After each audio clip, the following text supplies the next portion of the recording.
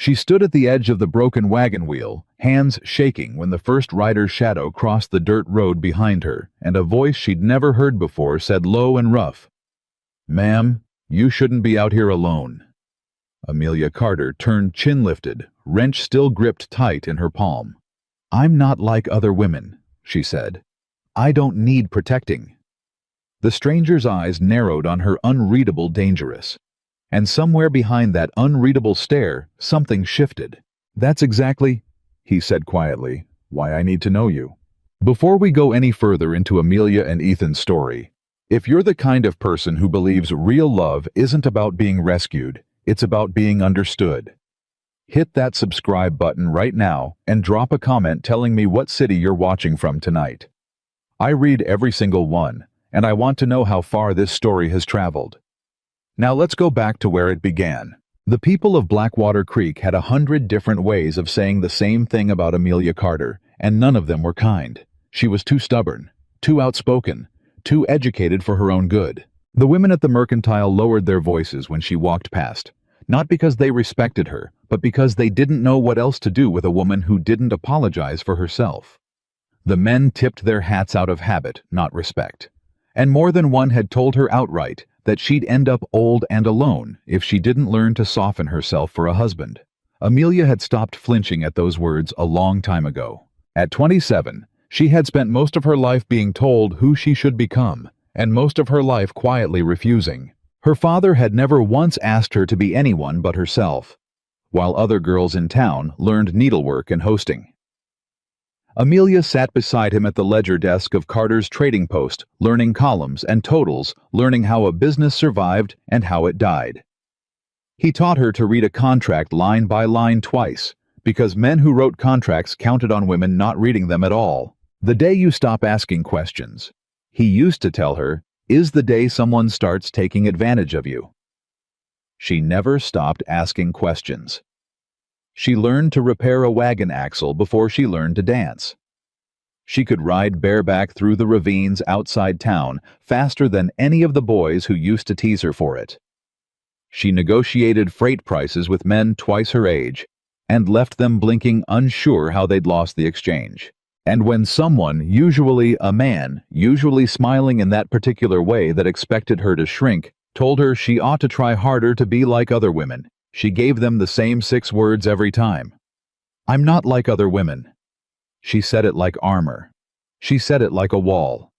What she never let anyone see was what stood behind that wall. Because being different in a place like Blackwater Creek came with a cost nobody wrote down in any ledger. Respect she had. People trusted her word, trusted her numbers, trusted her hands to fix what was broken. But trust wasn't the same as being wanted. Being admired from a careful distance wasn't the same as being loved up close. At night, in the small room above the trading post that had been her father's before it was hers, she sometimes let herself wonder what it would feel like to stop proving something. Just once. To be enough without having to demonstrate it.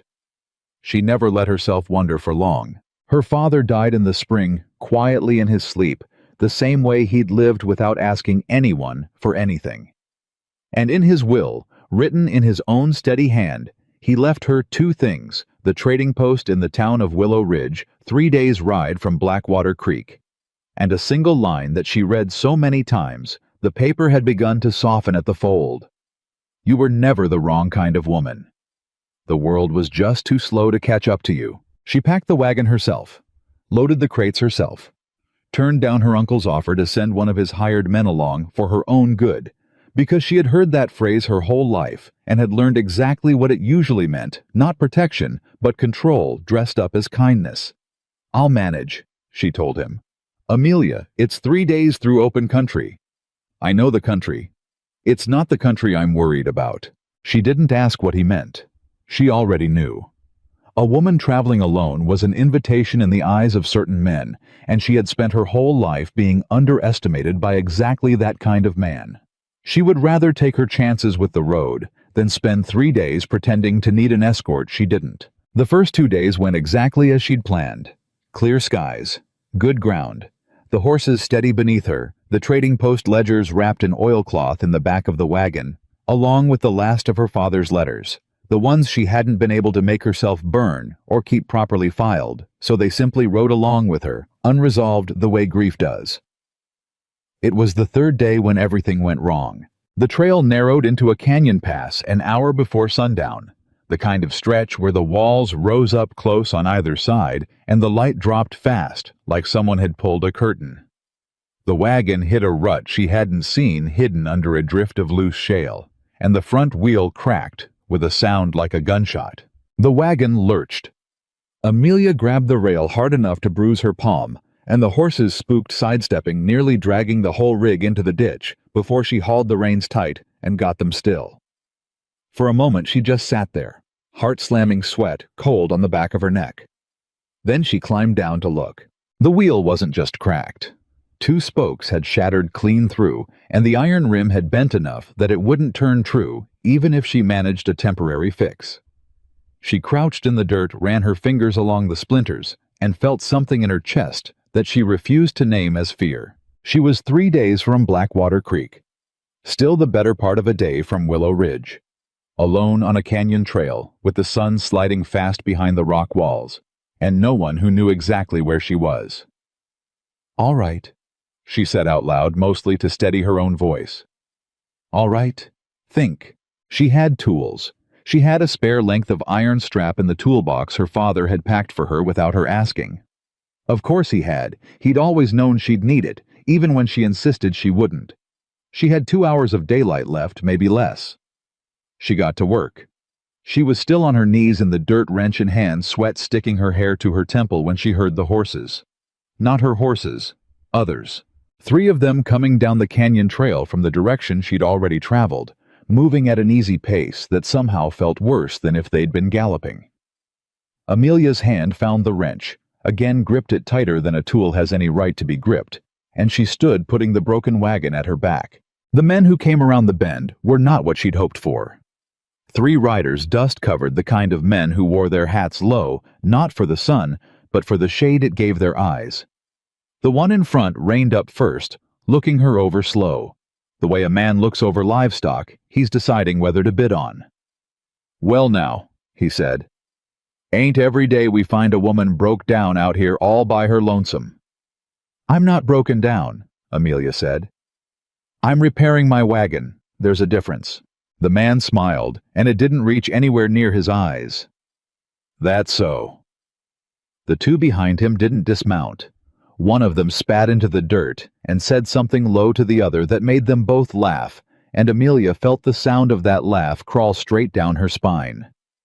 "You got a name?" the lead rider asked. "I don't see that it's your business." "Everything out here's my business, ma'am. Lonely stretch of road." He swung down off his horse, slow, unhurried, and Amelia's grip on the wrench turned white-knuckled. Man could get real curious about a woman traveling alone with a wagon full of goods. "The wagon's empty," she lied.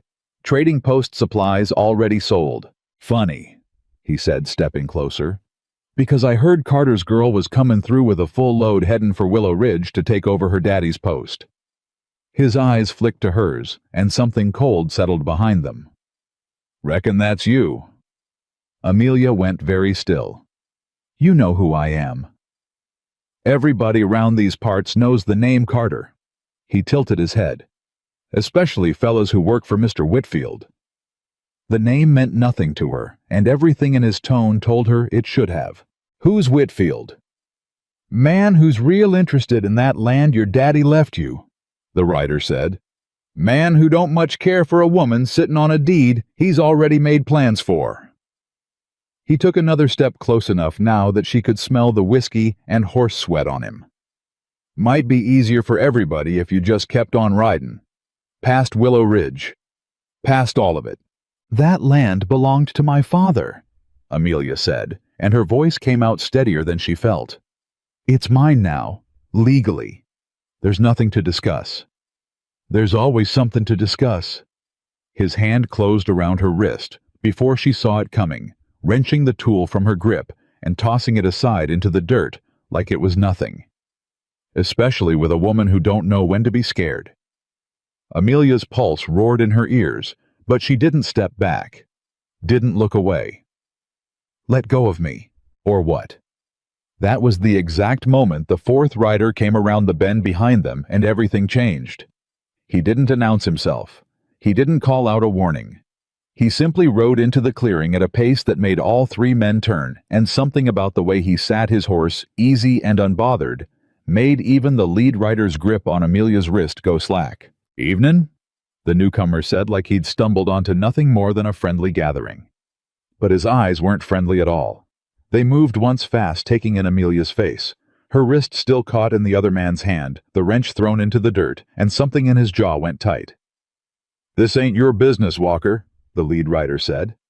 So he had a name, Ethan Walker, and they knew him, and they didn't much like knowing him. "Funny," Ethan said, swinging down off his horse without any particular hurry, though Amelia noticed his hand never strayed far from his side. "I was under the impression that a man putting his hands on a woman who's told him to let go is everybody's business. We're just talking." Didn't look like talking from where I was sitting. The lead rider's jaw worked. He glanced at his two companions who hadn't moved, hadn't spoken clearly, waiting to see which way this would go before committing to anything.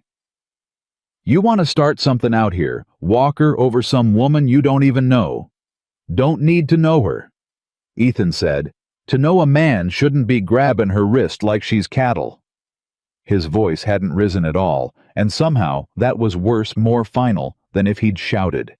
"Let go of her arm." For a long moment, nobody moved.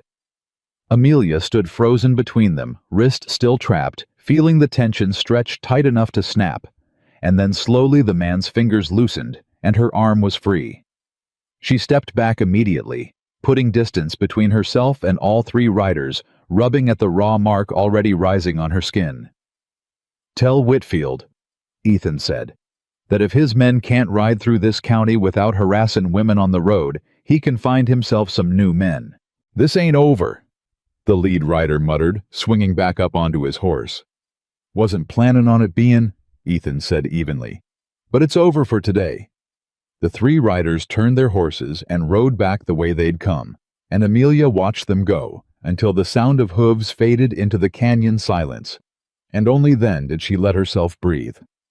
"You all right?" Ethan asked. She turned to look at him properly for the first time, tall, weathered in the way men got from years of sun and hard work rather than age.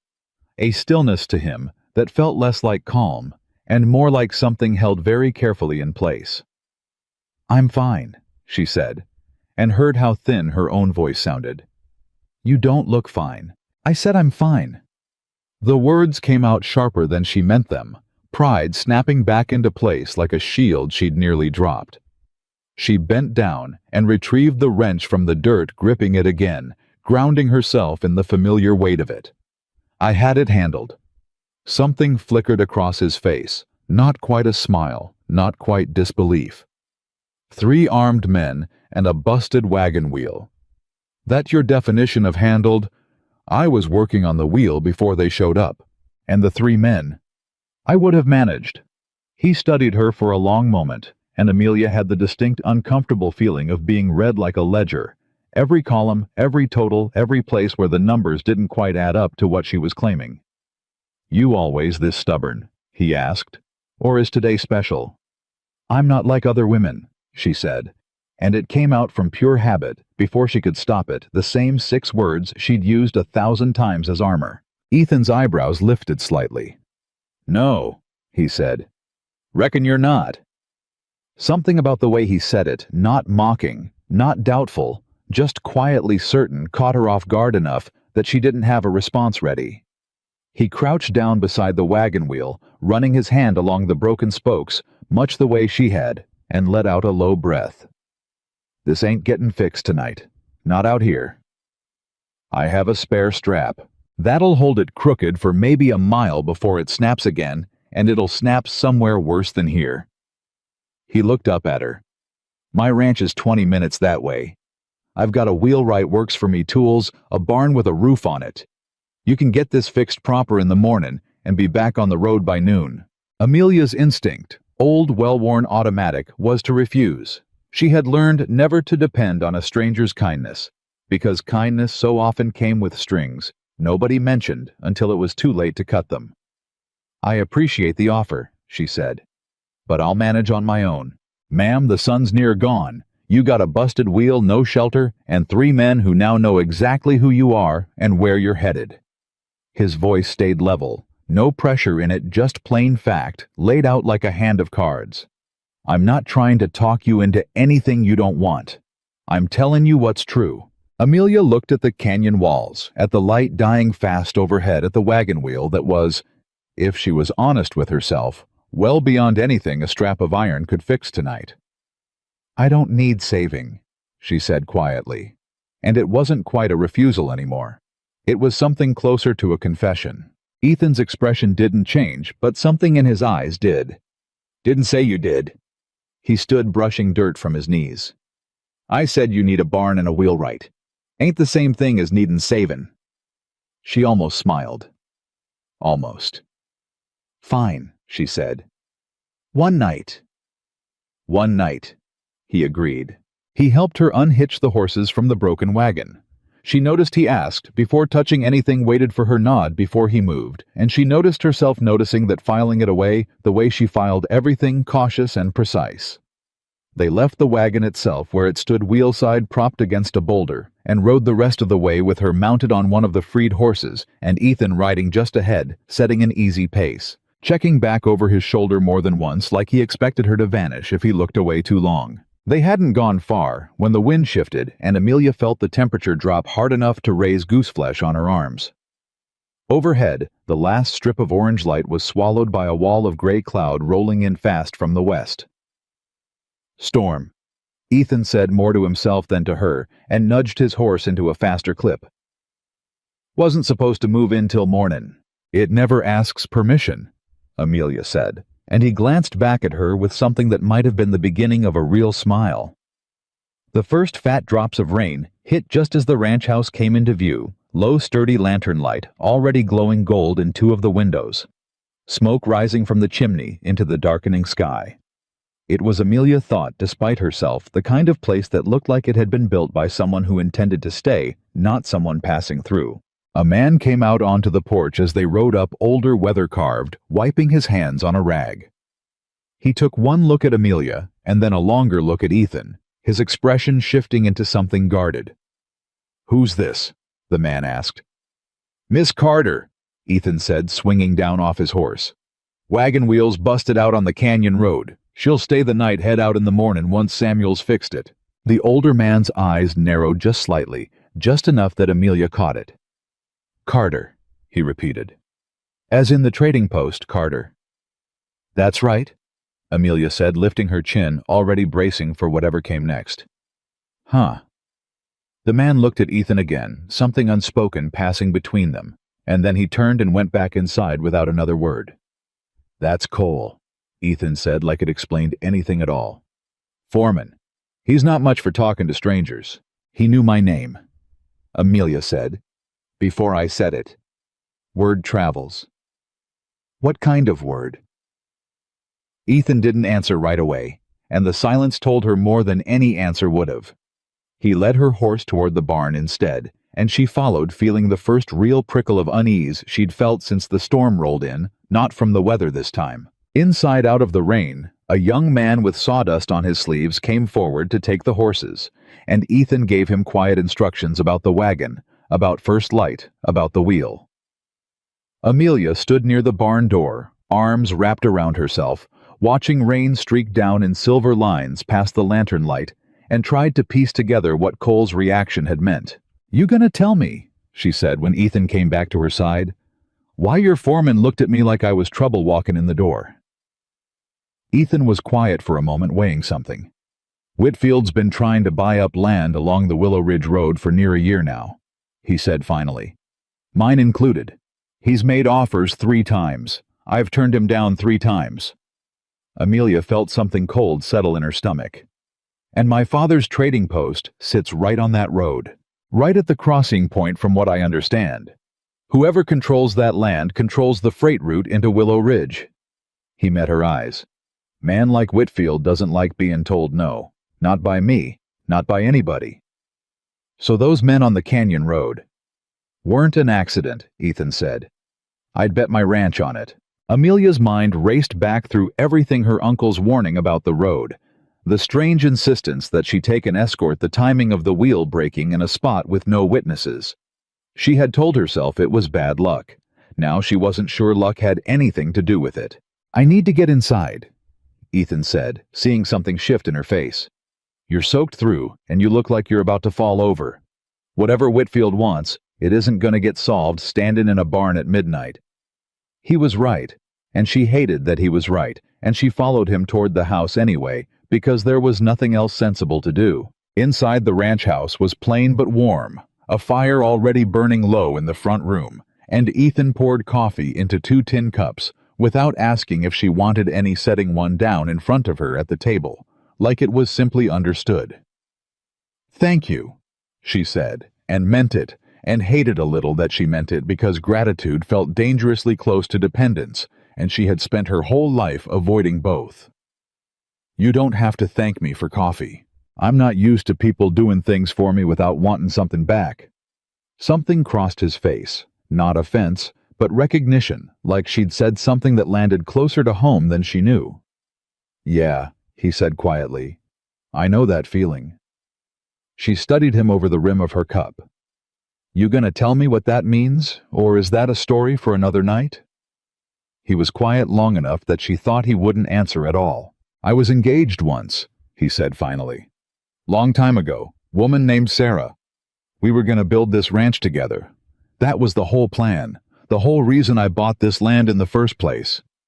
His jaw tightened just slightly. "She died of fever second winter, after we got here. Ranch was already half built. Didn't see much reason to stop, so I finished it. Just finished it alone." "I'm sorry," Amelia said, and she meant that too. "It was a long time ago. That doesn't mean it stopped mattering." He looked at her, then really looked in a way that made her feel suddenly unaccountably seen. Not looked over, not assessed, just seen the way she'd wanted to be seen her whole life, and had learned to stop expecting. "No," he said. "It doesn't." The fire popped in the silence between them. Outside, the storm hammered steady against the windows, and Amelia found herself in no particular hurry to end the conversation, which was in itself unfamiliar enough to unsettle her. "Why'd you stop him?" she asked. "Today, on the road. You didn't know me. Wasn't your fight." "Man puts his hands on a woman who told him not to," Ethan said. "It's my fight whether I know her or not." "That's not the only reason." His mouth curved just barely. "No," he admitted. "Guess it isn't." "Then what's the rest of it?" He set his cup down slow, like he was deciding how much of the truth to hand her.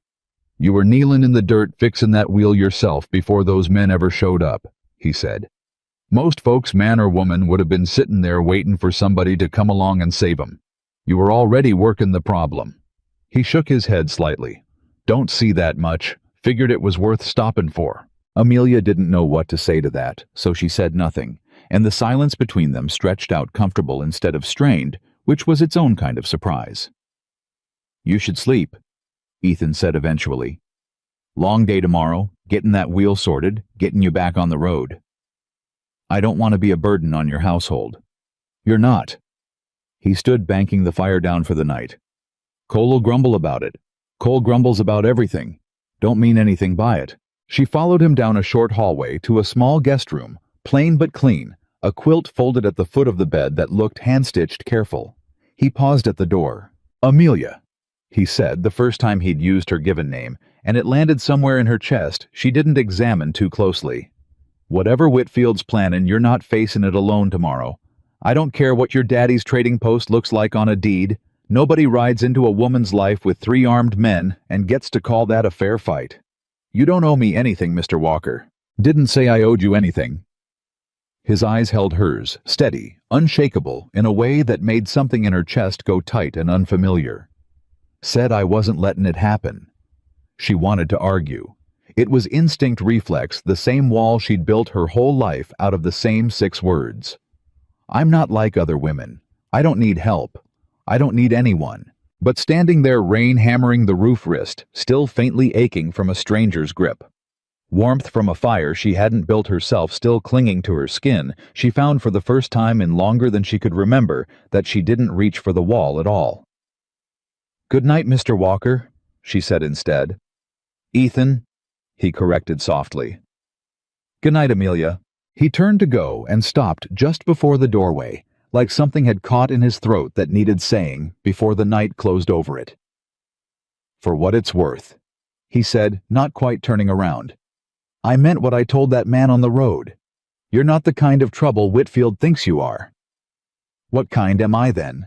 Ethan looked back at her, and there was something quiet and certain in his face that she would think about long after the lantern was out and the storm had rolled on past the ranch and into the dark hills beyond. "The kind," he said, "a man doesn't come across twice in a lifetime." He left before she could answer, and Amelia sat alone in the borrowed room, listening to the rain, to the fading sound of his boots down the hall, and thought for the first time since her father's death. For the first time in longer than that maybe Willow Ridge wasn't the only thing waiting for her at the end of this road. Maybe something else had already found her first.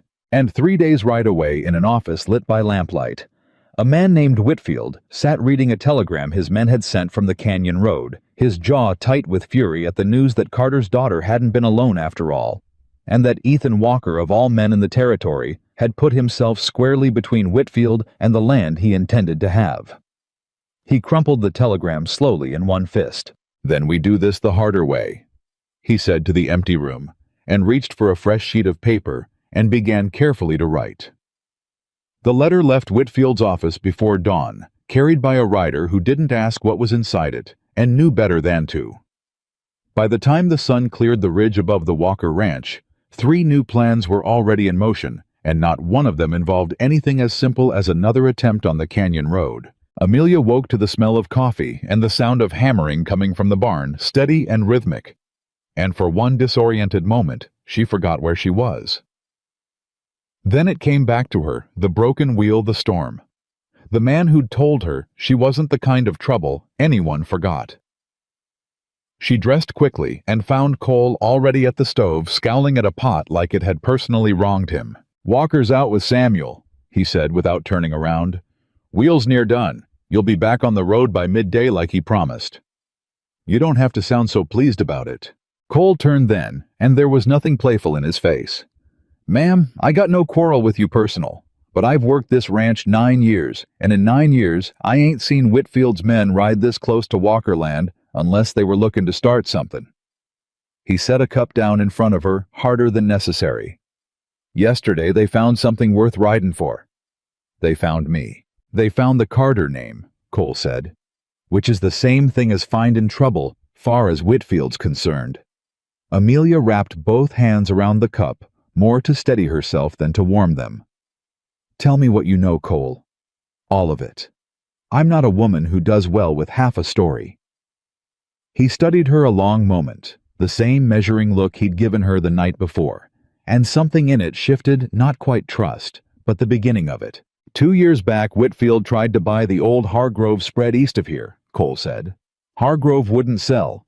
Month later, Hargrove's barn burned to the ground, and a week after that, Hargrove sold cheap and fast and never said another word about it to anybody before he left the territory. He held her eyes. "Ain't proof of nothin'. Ain't never proof of nothin' with a man like that. But I've buried enough coincidences on this land to know what they smell like." Amelia felt something cold settle low in her stomach.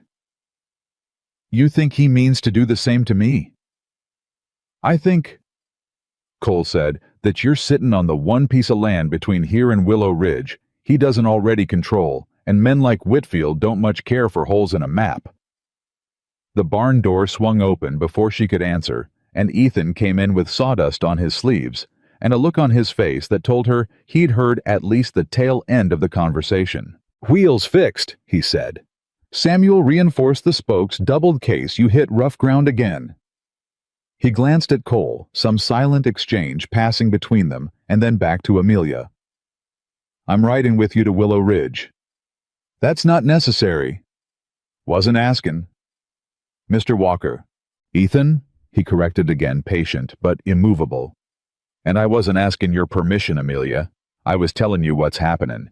You can argue with me the whole ride if it makes you feel better, but I'm not letting you travel that last stretch of road alone after yesterday." She wanted to argue anyway, purely on principle, because independence was the one thing she'd never learned to set down, even when it made no sense to keep carrying it. But some new and unfamiliar part of her, the part that had lain awake the night before, turning his words over like a coin she couldn't stop checking, for the value stamped on the other side, didn't actually want to argue at all. "Fine," she said, "but I'm paying for your time." Something almost like a smile pulled at his mouth. "You can pay me in coffee once we get there. I hear the Carter Trading Post makes decent coffee." "The Carter Trading Post," she said, "hasn't opened its doors in 3 months. Then I reckon we've got work to do." Tag. The ride to Willow Ridge took most of the morning, the reinforced wheel holding steady under them, and somewhere in the second hour, Amelia noticed that the silence between her and Ethan had stopped feeling like something that needed filling. He didn't press her with questions. He didn't fill the quiet with talk, just to hear himself talk. He rode beside her easy in the saddle, glancing over now and then, like he was simply making sure she was still there. And each time he did, something in her chest gave a small traitorous lurch she refused to name. "You're staring," she said finally, not looking at him. Wasn't staring, was checking. Checking for what? Whether you were going to fall off that horse from being up half the night thinking. Her head turned sharply. "How would you know I was up half the night?" "Saw the lamp under your door past midnight." He shrugged, unbothered. "Wasn't spying. Couldn't sleep myself." "Why couldn't you sleep?" He was quiet a moment, eyes on the road ahead. "Same reason you couldn't, probably." She didn't ask him to explain that. She didn't need to. The air between them had changed since the storm, subtle but unmistakable, like a door left slightly open that neither of them had decided yet whether to walk through. They crested the last rise before Willow Ridge a little past noon, and the town spread out below them, small and dusty and entirely unremarkable, until Amelia's eyes found the trading post at the center of it, and every ounce of quiet contentment in her chest turned to ice. The front window was shattered. The door hung open on one hinge. "Ethan." "I see it." His voice had gone flat, all the ease drained out of it in an instant, replaced by something hard and alert. He kicked his horse into a faster pace, and Amelia followed, heart-slamming, praying it was nothing. A storm, an accident, anything but what her instincts were already screaming at her that it was. It was not nothing. Amelia swung down before her horse had fully stopped and ran through the broken doorway, and the sight that met her stole the breath clean out of her lungs. The shelves had been swept bare, goods, scattered and trampled across the floor. The counter where her father had stood for 20 years had been overturned. And the small back office, the room that held the ledgers, the deed, every scrap of paper that proved this land was hers, had been torn apart, drawers pulled out and dumped, papers scattered like a windstorm had passed through with intent. "No," Amelia whispered, dropping to her knees among the wreckage hands moving fast and desperate over torn papers. "No, no." "Amelia." Ethan crouched beside her. Steady, even now a hand resting light on her shoulder. "What are you looking for?" "The deed. My father's deed. It has to be here. It was in the strongbox. It was—" Her hand stilled over an empty metal box lid, wrenched open lock, broken clean off. Empty. She stared at it like it might change if she looked long enough. "It's gone. Maybe he moved it. Maybe he didn't move it." Amelia's voice cracked, and she hated the sound of it, hated how thin and frightened it came out. "I watched him put it in this box myself 3 weeks before he died. It was here. Someone took it." Ethan's jaw tightened, and for a moment he said nothing at all, just looked around the wrecked office with the same cold, assessing focus she'd seen in him on the canyon road, right before he'd told 3 armed men to let go of her arm. "This wasn't robbery," he said finally. "Robbery's fast. Robbery grabs what's valuable and runs. This," he gestured at the systematic destruction drawer by drawer, shelf by shelf. "This was somebody looking for something specific, and they found it.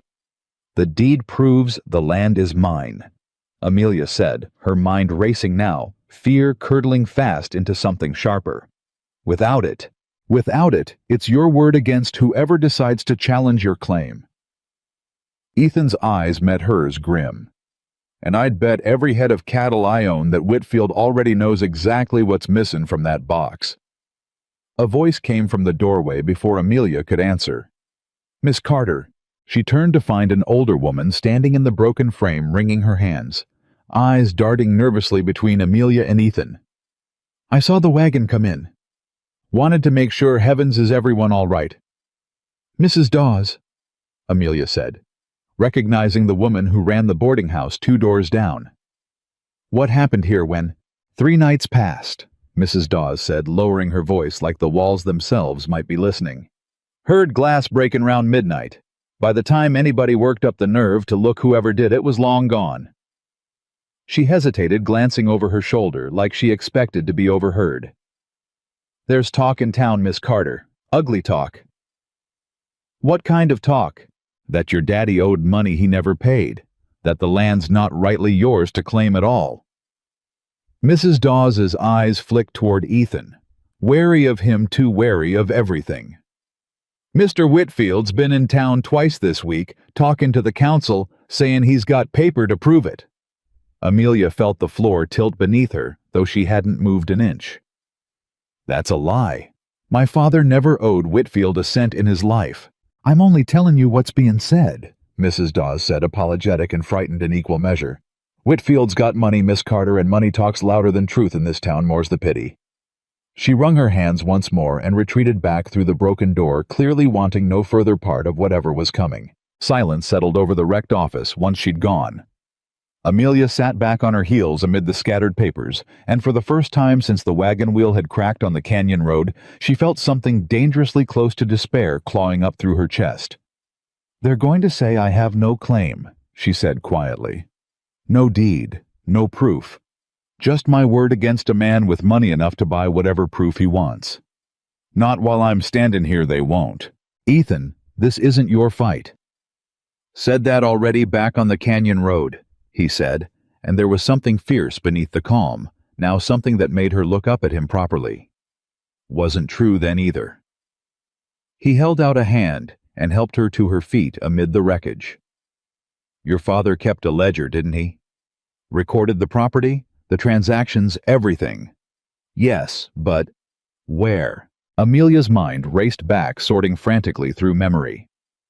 He kept a second set, a private ledger separate from the store accounts, personal records, land purchase taxes paid, everything documented. Her breath caught. He didn't keep it here. He never trusted keeping everything in one place. He always said a man who keeps all his eggs where anyone can find them deserves what happens to him. Where then? Blackwater Creek, she said slowly, the pieces falling into place even as she spoke them. There's a strong box at the bank there under the trading post's business name. I have the key. Her hand went instinctively to the small brass key she wore on a cord beneath her collar, one she'd worn every day since her father's funeral, without quite knowing why she couldn't bring herself to take it off. If the deed's gone, the ledger's the only other proof I have that this land is legally mine. Then that's where we go. That's 3 days back the way we came. Then we'd best get moving, Ethan said, already turning toward the door, before Whitfield finishes building whatever lie he's planning to hand the town council. They didn't make it 3 steps before a new voice cut across the wreckage, sharp, cold, entirely too pleased with itself. Trouble, Miss Carter? Amelia turned to find a man standing in the broken doorway, well-dressed in a way that felt deliberately out of place against the dust and ruin of the frontier town, his smile the kind that never once touched his eyes. Mr. Whitfield, I presume, she said, voice flat. You presume correctly. He stepped inside Boots, crunching over broken glass, surveying the ruined office with an expression of practiced sympathy that fooled absolutely no one. Terrible business, this. Willow Ridge has become such an unsafe place for a woman alone. I'm not alone, Amelia said. Whitfield's eyes slid unhurried toward Ethan. So I see. Mr. Walker, I confess I'm surprised to find you so far from your own land defending interests that aren't yours. Funny, Ethan said. I could say the same about you standing in a woman's ransacked store looking awful comfortable about it. Whitfield's smile thinned but held. I merely came to offer my condolences, and given the circumstances. His gaze swept the destruction once more.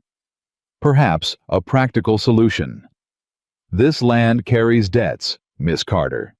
Debts your father accrued and never settled before his passing. I'm prepared to be generous. A fair price for the property enough to settle those debts and leave you comfortably able to start fresh somewhere the past won't follow you. There are no debts, Amelia said. My father never borrowed a cent from you or anyone else. I have paper that says otherwise. Then your paper is forged. Something flickered behind Whitfield's calm there, and gone so fast she might have imagined it, except she hadn't, and the small cold flare of satisfaction it gave her told her she'd struck closer to true than he wanted acknowledged. That's a serious accusation, he said softly. So is breaking into a dead man's store and stealing his deed, Amelia shot back. I don't suppose you'd know anything about that either. I know that a woman traveling alone, running a business alone, defending a claim alone, is a woman the world tends to take advantage of, Whitfield said, and for the first time, something genuinely unkind slipped through the polished surface of his voice. I'm simply the first to be honest with you about it, Miss Carter. My offer stands until the end of the week.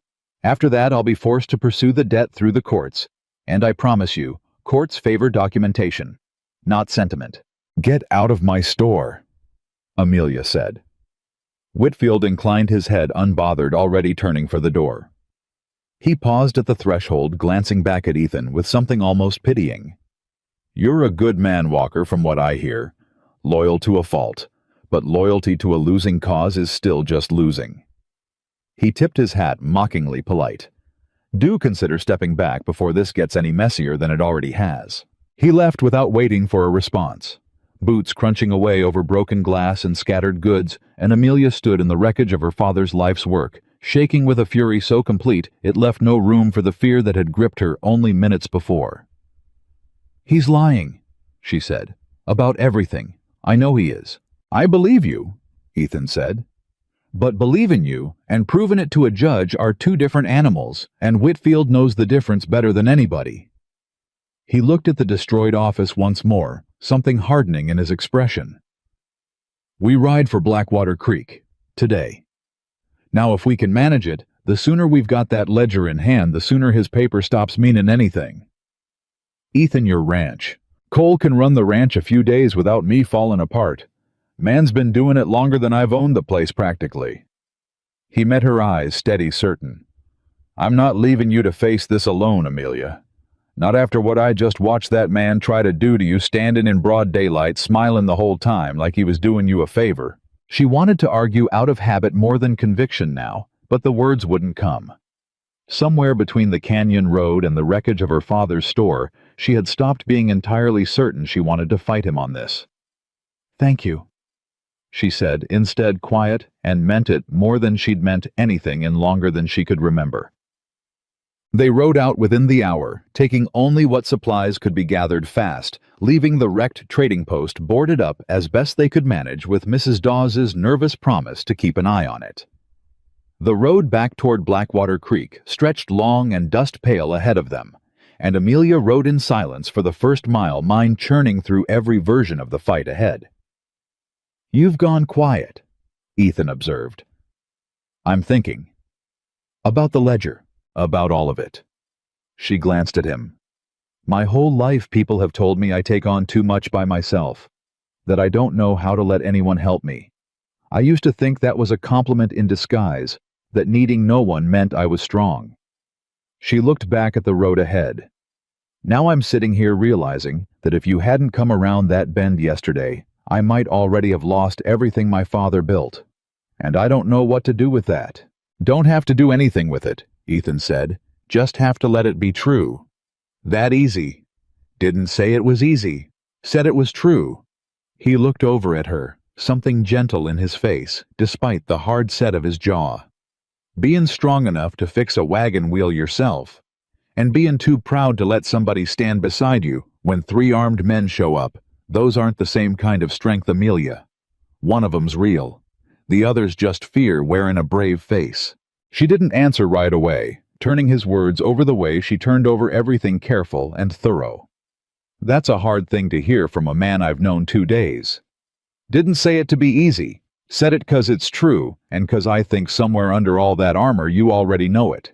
They rode on the miles, unspooling beneath them, and somewhere past the second hour, Amelia found herself telling him things she hadn't told anyone about her father, about the years of being told she'd end up alone, about the particular loneliness of being respected by everyone, and truly known by no one. Ethan listened. He didn't interrupt, didn't offer easy comfort or empty reassurance. He just listened the way she'd always wanted someone to listen and never quite found anyone willing to. "Your turn," she said finally, when the sun had begun its long slide toward afternoon. "Tell me about Sarah. Properly this time.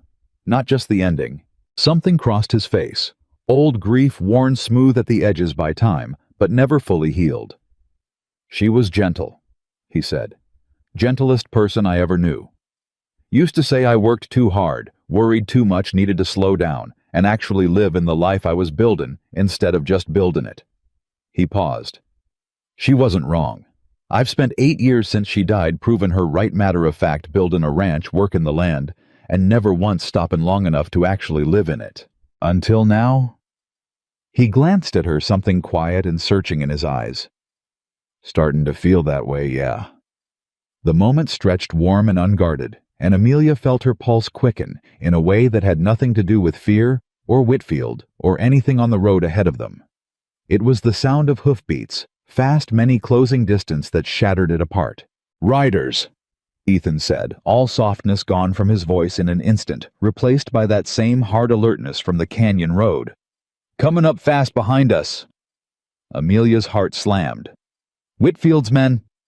"Only one way to find out." Ethan reined his horse around, positioning himself slightly in front of her without seeming to think about it at all, hand resting near his side. "Stay behind me." "Ethan? Amelia, please." The riders came around the bend a moment later, 5 of them this time, more than the day before, moving with a purpose that left no doubt about their intent. Amelia recognized the lead rider from the canyon road, the same cold smile pulling at his mouth as he reined up hard in front of them, dust rising thick around all of them. "Didn't figure you'd be dumb enough to keep traveling with her walker," the man said. "Didn't figure Whitfield'd be dumb enough to send 5 men after 2 people minding their own business," Ethan replied evenly. "Guess we're both surprised today." "Boss wants the ledger. Word is Carter's girl is riding for Blackwater Creek to fetch it." The rider's eyes flicked to Amelia, and his smile widened in a way that made her stomach turn cold. "Figured we'd save everybody the trip." "You figured wrong," Ethan said. "There's 5 of us, Walker. 1 of you." "Math's never been my strong suit," Ethan said, and Amelia caught the barest edge of something dangerous in his voice now, something she hadn't heard from him yet. "But even I know 5 against a man defendin' what's right ain't the kind of odds that end well for the 5. For a long, taut moment, nobody moved. Amelia's pulse hammered so hard she could feel it in her throat, watching the standoff stretch tighter and tighter, waiting for it to snap. And then from the tree line above the road, a new voice called out, "That's far enough." Every head turned. Cole sat his horse at the ridge line above them, rifle already leveled, and behind him, Amelia's breath caught 3 more ranch hands from Walker's spread, all armed, all utterly unhurried about it. "Followed you out," Cole said to Ethan, not taking his eyes off the riders below. "Figured you might need the company given how the last 2 days have gone." The lead rider's jaw tightened, doing fast arithmetic of his own, now eyes flicking between the men on the ridge and the 2 on the road. "This isn't finished," he said finally, voice tight with the particular fury of a man forced to back down. "Wasn't expecting it to be," Ethan said. "But it's finished for today, same as yesterday." The riders wheeled their horses and rode off in a cloud of dust, and Amelia let out a breath she felt like she'd been holding for an hour straight, hands trembling around her reins. "You followed us," she said to Cole as he rode down to join them. "Wasn't gonna let the boss ride off into open country with Whitfield's dogs circling." Cole said gruffly, though something almost warm passed behind his eyes when he glanced at her. Reckon that goes for you too, Miss Carter, whether you asked for it or not. Amelia felt something unfamiliar rise in her chest. Not quite tears, but closed the particular ache of being protected by people who owed her nothing and chose to anyway. Thank you, she said quietly. All of you. Don't thank us yet, Ethan said, watching the dust settle where the riders had disappeared. Whitfield just showed his hand sending 5 men after a ledger. Means he's scared of what's in it. He turned to her, something grim and determined in his face. Means we're closer to the truth than he wants us to be. They reached Blackwasher Creek 2 days later, road-worn and wary Cole, and 2 ranch hands riding escort, the whole way without a single further incident. Though Amelia noticed none of them ever fully relaxed, eyes constantly scanning the tree lines. Hands never far from their weapons.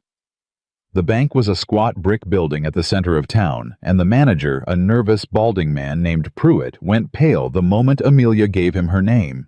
Miss Carter, he said, voice tight. I wasn't expecting... I need access to my father's strongbox, Amelia said. Account under Carter's trading post. Pruitt's eyes darted toward the door, toward the window, anywhere but her face. I'm afraid that account was closed. Amelia went very still. Closed. By whom? There was paperwork, Pruitt stammered. Proper paperwork, transferring authority. Show me. Ethan said, voice low and dangerous, in a way Amelia hadn't heard from him yet. Pruitt's hands shook as he produced a document from beneath the counter, and Amelia snatched it before he could offer further excuse, eyes scanning fast down the page, and her blood ran cold. A transfer of authority. Dated 1 week ago, bearing what appeared to be her father's signature, authorizing the account and its contents to be released to one Jonas Whitfield. This is a forgery. Amelia said, voice shaking now. Fury and fear tangled together too tight to separate. My father has been dead 4 months. He couldn't have signed anything a week ago. The signature matched what we had on file, Pruitt said weakly. I had no reason to suspect. You had every reason, Ethan snapped. Man's been dead 4 months, and you didn't think to ask a single question when somebody walked in claiming his signature. Where's the ledger? Amelia demanded. Where's the strongbox contents now? Pruitt swallowed hard. Mr. Whitfield collected them himself 3 days ago. The floor seemed to tilt beneath Amelia's feet. The deed gone from the trading post. The ledger gone from the bank. Every piece of proof that the land was legally hers systematically stripped away one by one, and always just one step ahead of her arrival. He knew, she whispered. He knew exactly where every piece of proof was kept. He's been planning this for longer than I've even known his name. Amelia. Ethan's hand found her shoulder, grounding her before the panic rising in her chest could fully take hold. This isn't over. A forged signature is a crime, and now we've got a bank manager who'll testify Whitfield walked in here with paper that wasn't real. I don't know that I can testify to that, Pruitt said quickly, fear plain on his face. Mr. Whitfield is a powerful man in this territory, and I have a family, and Miss Carter has a legal claim you just helped steal out from under her. Ethan said, voice hard as iron now. You'll testify to what's true, Pruitt, or I'll make sure every bank examiner in the territory hears exactly how carelessly you're running this branch. Pruitt's face went the color of old parchment, but he nodded, small and reluctant. Outside the bank, Amelia stood in the street, feeling the ground shift beneath everything she thought she understood about the fight ahead of her. He's 3 steps ahead of us, she said. Every single time. Deed ledger, what's left, Ethan? What do I have left to prove any of this land is mine? Ethan was quiet a long moment, and when he spoke there was something new in his voice. Not the calm certainty she'd come to expect from him, but something rawer, more determined. There's still the original land grant, he said slowly. Filed with the territorial office in Helena when your daddy first claimed the property years back, long before Whitfield ever set his sights on this land. Whitfield can steal a deed out of a strongbox. Can't steal a record that's been sittin' in a government archive for 20 years without somebody noticin'. Hope, fragile and unfamiliar, flickered to life in Amelia's chest. You think it's still there? I think it's the one piece of proof he hasn't thought of yet, Ethan said. And I think we need to get to Helena before he does. That's another week's ride. Then we'd best not waste time standing here talking about it. They turned back toward the horses and stopped short at the sight waiting for them in the street. A crowd had gathered drawn by the commotion from the bank, and at the front of it stood three men, Amelia recognized from the town council, faces set in expressions of careful, practiced disapproval. Miss Carter. The eldest of them said a heavy-set man named Garrett, who owned half the cattle land east of town. We'd like a word about these accusations you're making against Mr. Whitfield. They're not accusations, Amelia said. They're facts. He forged a document to steal my father's records.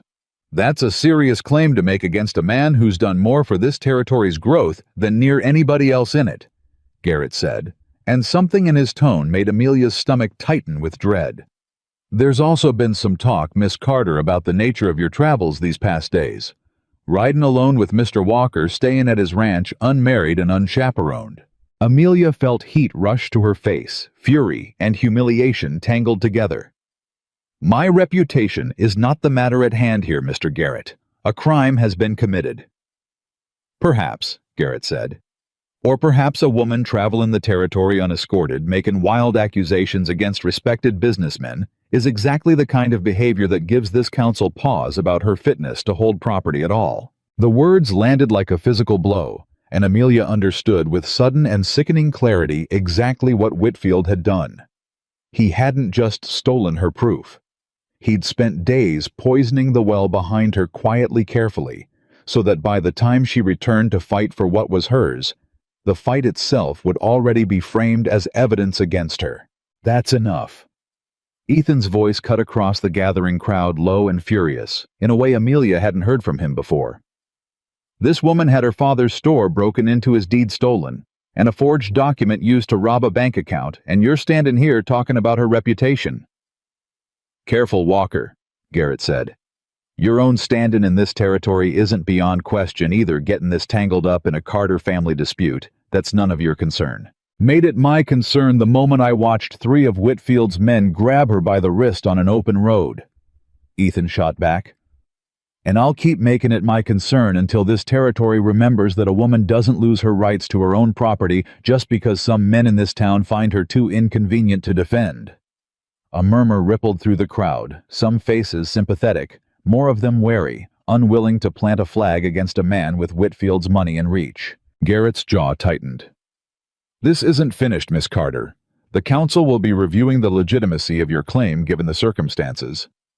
Review whatever you like, Amelia said, finding her voice again steady despite the tremor still running through her. The land grant exists. I intend to prove it with or without this council's approval.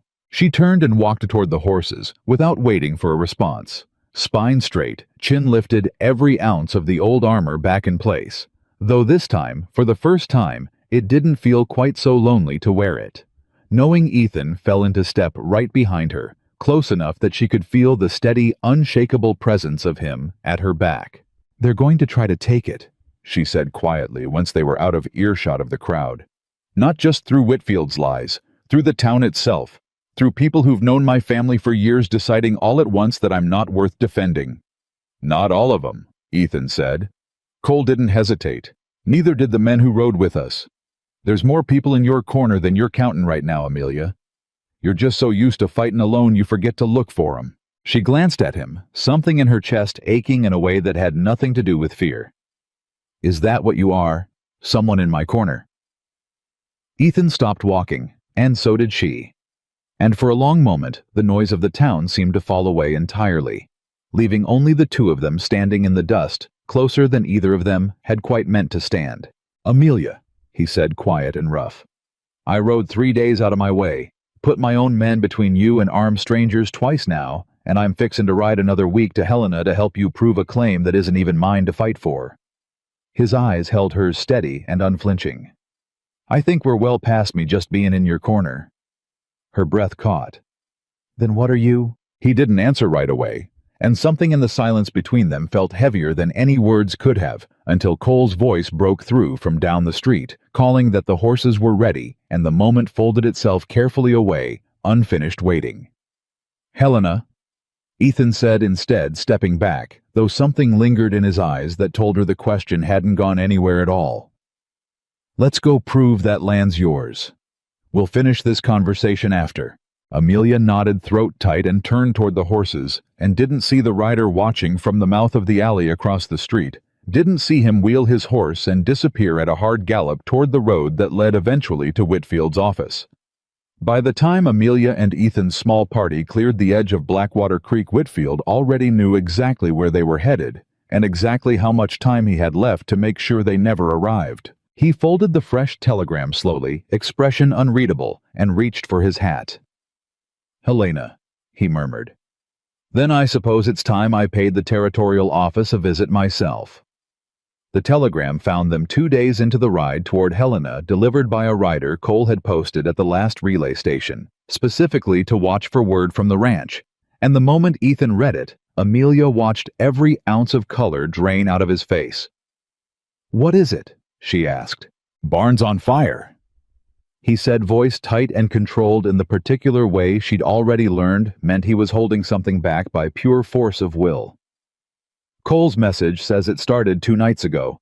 They got it out before it spread to the house, but—" He stopped, jaw working. "But what?"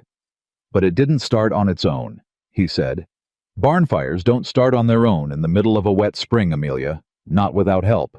The words landed heavy between them, and Amelia felt the guilt she'd been holding at bay since Blackwater Creek finally break loose and flood through her chest. "This is because of me," she said. "Because you stood beside me on that road. Because you rode with me to my store, to the bank, to the council meeting where half the town decided I wasn't worth defending." Her voice cracked.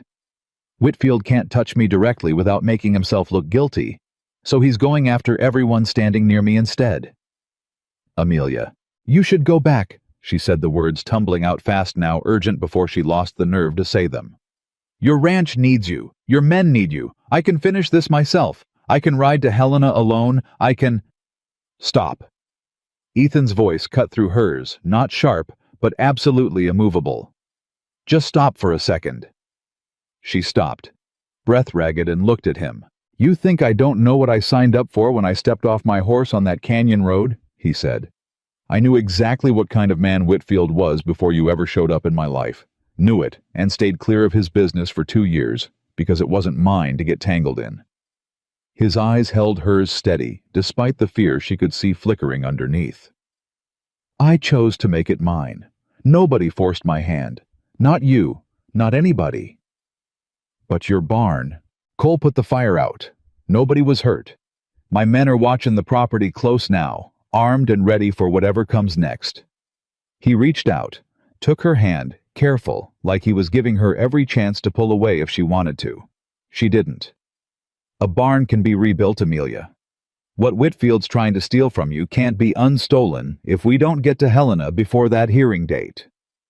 "What hearing date?" Ethan hesitated, and something in his hesitation told her there was more bad news coming. "Message says a lawyer filed papers in Helena 3 days ago, disputing your claim to the land based on the bank document Whitfield forged. There's a hearing scheduled. Territorial judge is set to rule on temporary control of the property while the matter's investigated." He met her eyes. 6 days from now." Amelia's stomach dropped. 6 days? We're still 4 days out from Helena. "Then we ride harder," Ethan said. "And we pray the land grant's still sitting in that archive where it's supposed to be, because if it's not—" He didn't finish the sentence. He didn't need to. They pushed the horses harder over the next 2 days, stopping only when the animals themselves demanded it, sleeping in short, broken stretches beside the trail.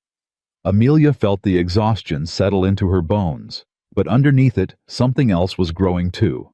A strange, fierce determination that hadn't been there when she'd first set out from Blackwater Creek, believing she could handle everything alone. It was on the 3rd night, huddled close to a small fire with Cole and the other men keeping watch a short distance off, that Ethan finally told her the rest of what Cole's message had said.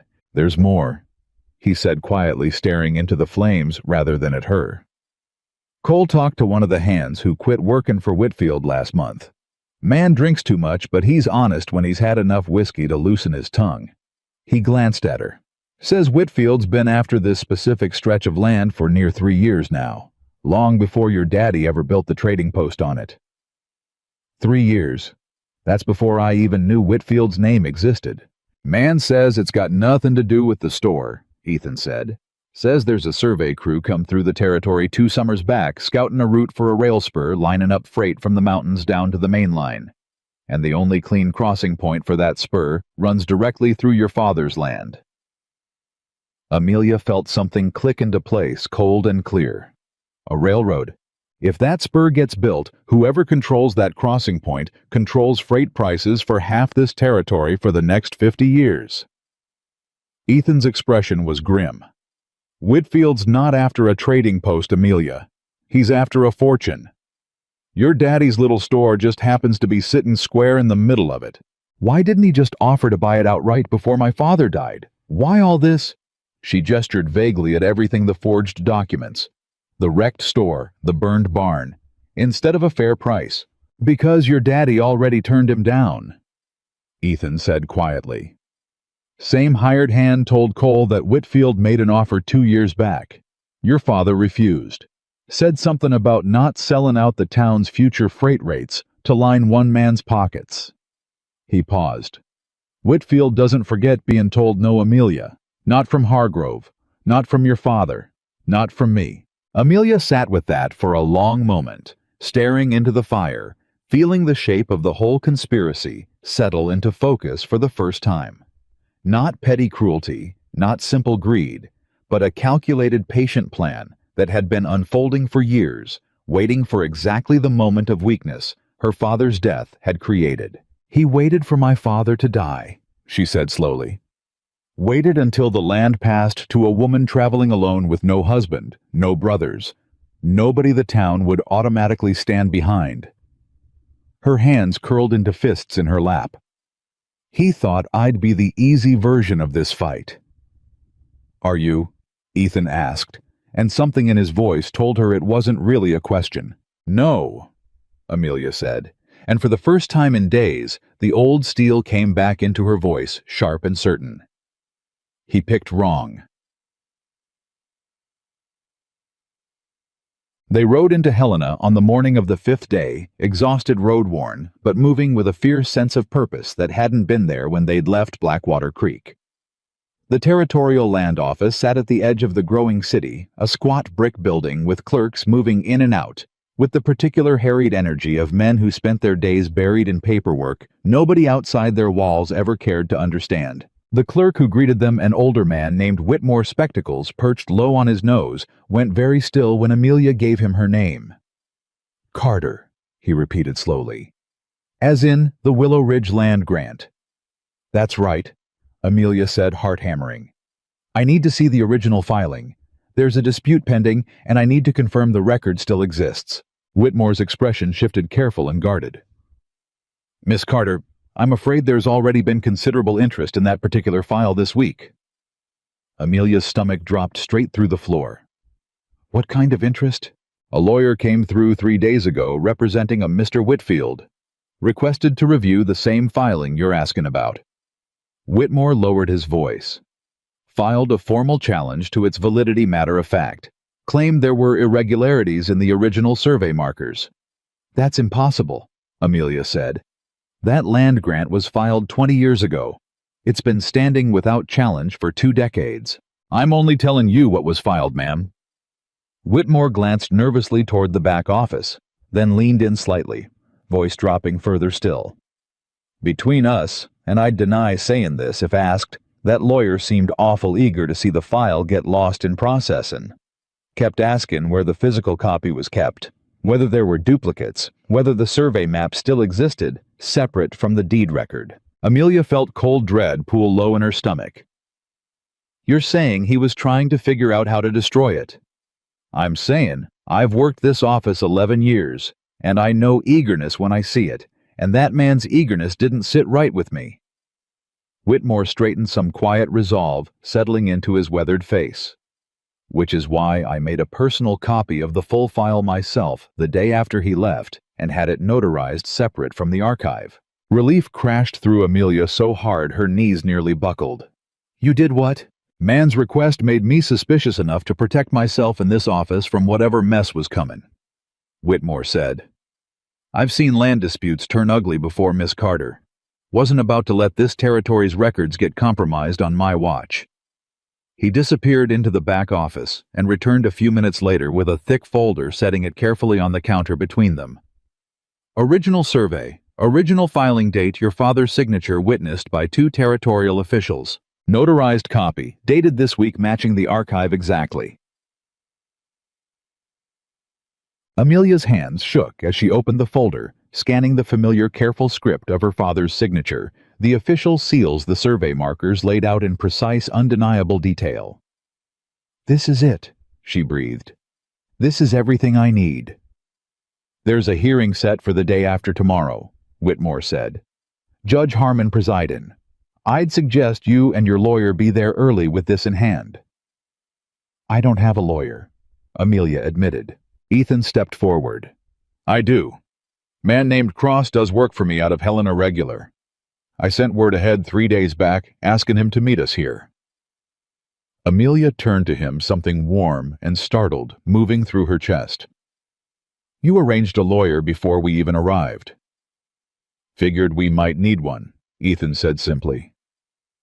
Better to have him and not need him than need him and not have him. She didn't have words for the feeling that rose up in her at that, the strange, unfamiliar sensation of someone thinking 3 steps ahead on her behalf, not to control her, not to take the fight out of her hands, but simply to make sure she had every possible advantage when the moment came to fight it herself.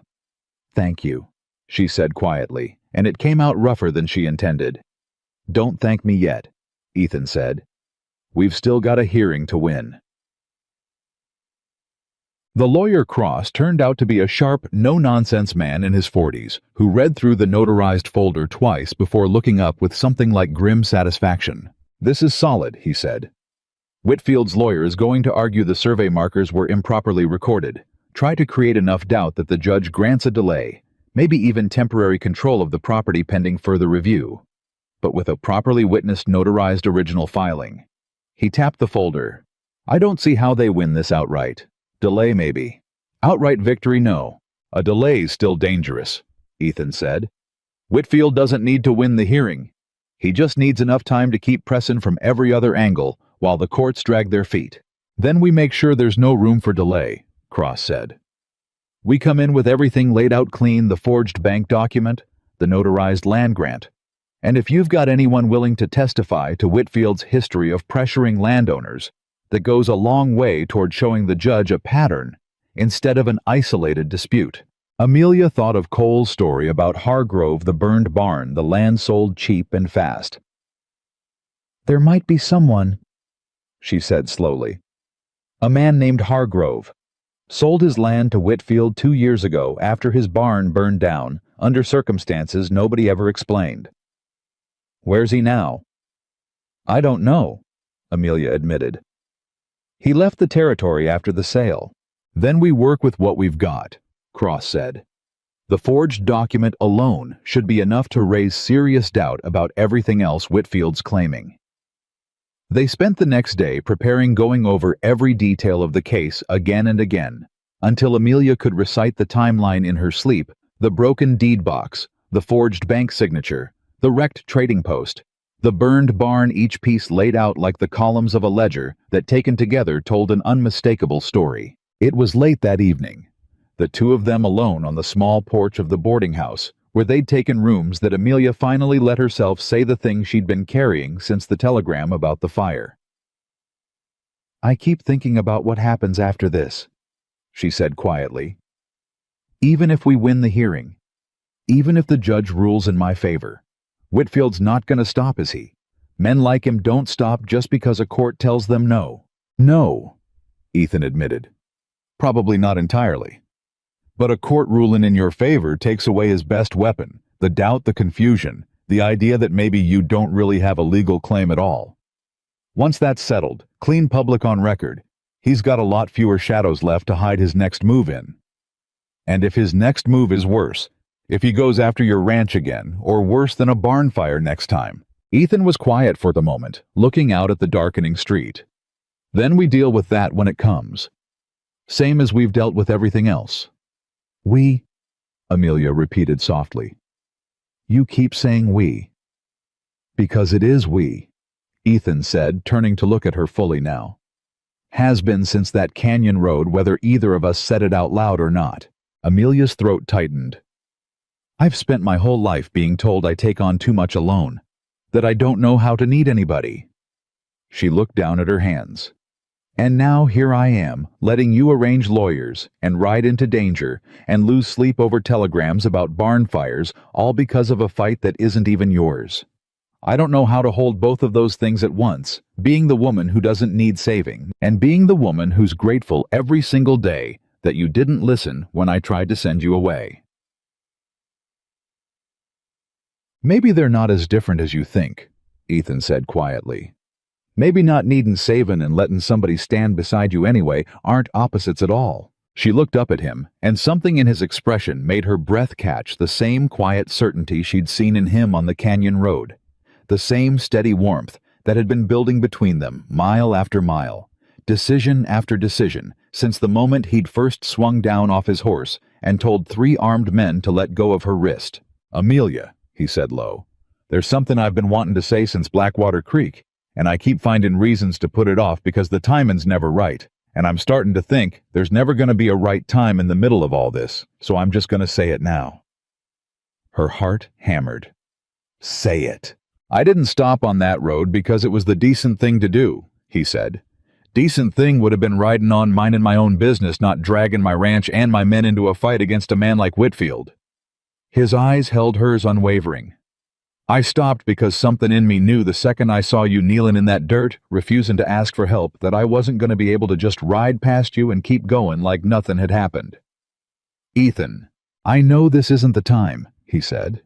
I know there's a hearing tomorrow and a man out there trying to ruin us both, and maybe it's foolish to be saying any of this in the middle of all that. But I've spent 8 years building a life I told myself was enough, and 2 days with you undid all of that convincing. His voice roughened. I don't want you to walk out of my life once this fight's over, Amelia. Whatever happens tomorrow. Amelia felt tears rise hot and sudden, and for once she didn't fight them back. I told myself the same thing, she admitted. That I'd finish this fight, settle the land, and go back to being the woman who didn't need anyone. But every single day since that canyon road, that lie's gotten harder and harder to believe. So don't believe it anymore. Ethan said softly. It's not that simple. You know what people say about me? What they said in that council meeting? A woman who doesn't behave, who doesn't fit, who's too much of everything nobody wants a wife to be. The old fear rose up in her, sharp and familiar. I've spent my whole life being told I'm not the kind of woman a man builds a life with. I don't know how to stop hearing that, even when you're standing right here telling me something different. Ethan reached out, took her hand, gentle and certain. Who told you that being different was something to apologize for?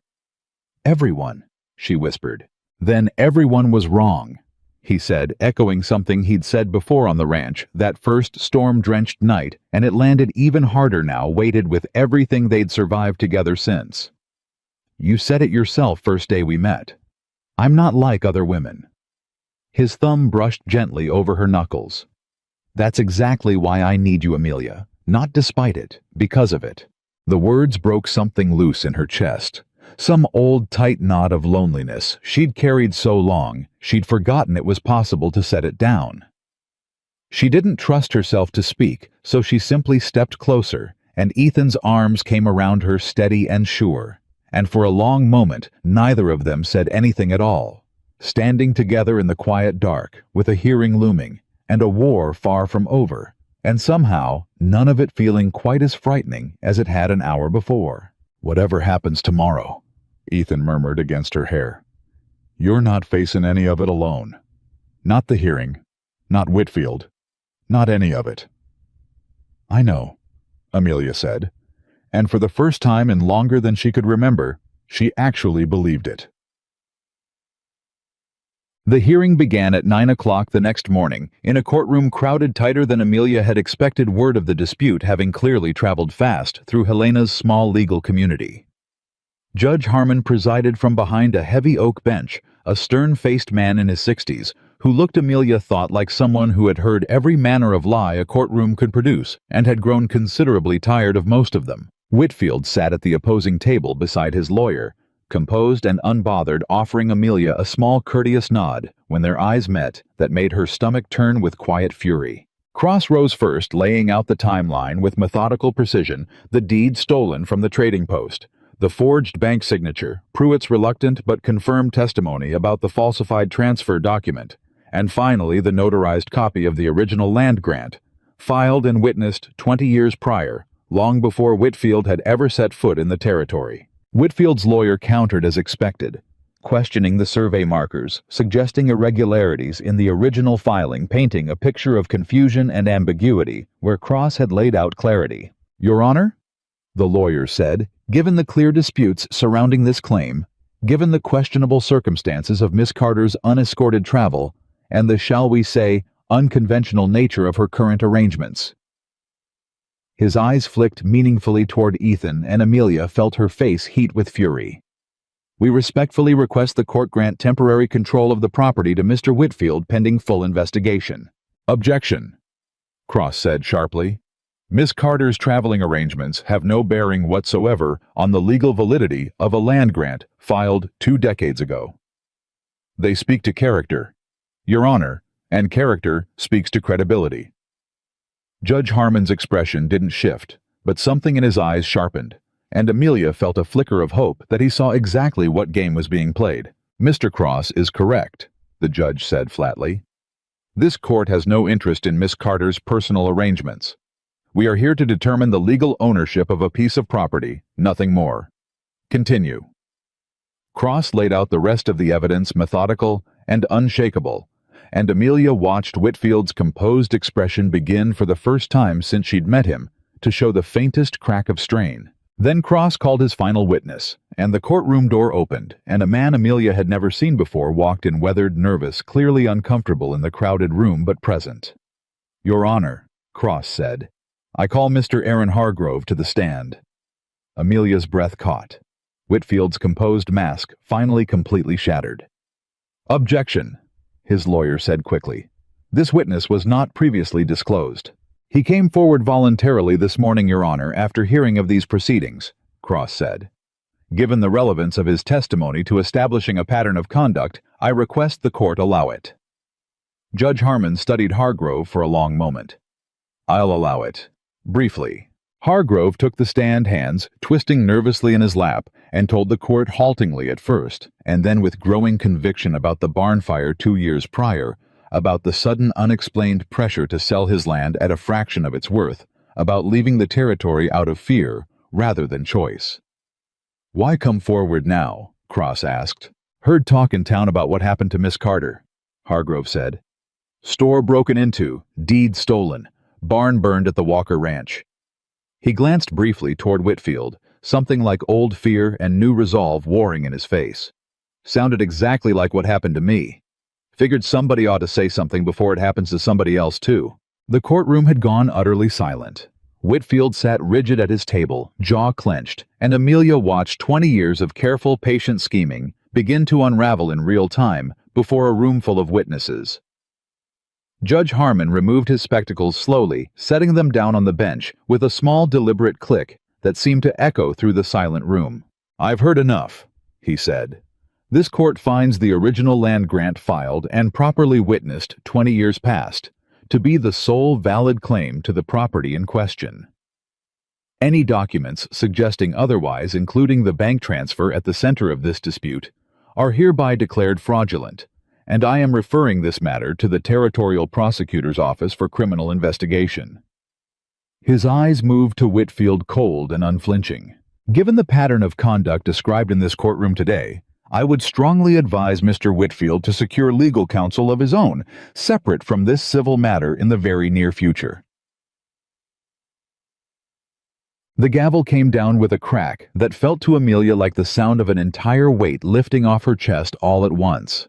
She turned to find Ethan already looking at her, something fierce and proud shining in his eyes, and for a moment neither of them said anything at all, the victory too large, too hard won to fit into words just yet. Whitfield rose from his table face tight with barely contained fury, and for one brief moment his eyes locked with Amelia's across the courtroom. "This isn't finished," he said, low meant only for her. "It is for the land," Amelia said, steady despite the tremor still running beneath her calm. "Whatever else you've got planned, Mr. Whitfield, you've already lost the only thing that ever really mattered to you." He said nothing more, turning and striding out of the courtroom with his lawyer trailing behind, and Amelia felt Ethan's hand find hers warm and solid and real. "We won," she said, like she still couldn't quite believe it. "We did," Ethan said. "But Amelia—" His expression sobered slightly. "Whitfield didn't get where he is by losing gracefully. Criminal investigation or not, a man like that doesn't just walk away." "I know," Amelia said. "But for the first time since my father died, I'm not facing whatever comes next alone." Ethan's hand tightened around hers, and outside the courthouse, the Helena afternoon stretched bright and wide before them, a victory hard won, a threat not yet fully extinguished. And between the two of them, something new and unshakable finally fully claimed. The ride back from Helena should have felt like victory. It didn't, not fully. Amelia caught herself watching the tree line more than the road, catching Ethan doing the same, both of them carrying Whitfield's parting words like a stone lodged somewhere behind the ribs. "This isn't finished. You keep looking over your shoulder," Ethan said on the second day out, "like you're expecting him to come around the bend himself." "Aren't you?" He didn't answer right away, which was answer enough. "Cross said the prosecutor's office would move fast once the judge referred the case," Amelia said. "That kind of thing doesn't leave a man much room to maneuver." "Man like Whitfield's had 2 years to plan for exactly this kind of trouble," Ethan said. "I'd be a fool to think losing one hearing means he's out of moves." They reached Blackwater Creek on the 4th day, and the barn scorched black along one whole wall roof, still holding but blistered raw, stood as a plain ugly reminder that Ethan hadn't been exaggerating. Cole met them in the yard rifle still slung across his back out of habit, now rather than immediate need, and the look on his face told Amelia there was more news waiting, none of it good. "Sheriff rode out from Willow Ridge 2 days back," Cole said, "asking after you both." "About the case?" Amelia asked. "About a robbery," Cole said. "Prosecutor's office in Helena. Somebody broke in the night after your hearing, went straight for the evidence room." Amelia's stomach dropped straight through the ground. "The forged bank document, the land grant copy." "Land grant's fine," Cole said quickly. Whitmore kept a third copy at the land office itself, separate from what went to the prosecutor. But the forged transfer paper, the one Pruitt handed over as evidence— He shook his head. "Gone. Clean gone. No sign of forced entry on half the doors, like whoever did it had a key." "He's got someone inside," Ethan said grimly. "Paid off or scared into it. Either way, he's still got reach even sittin' under investigation."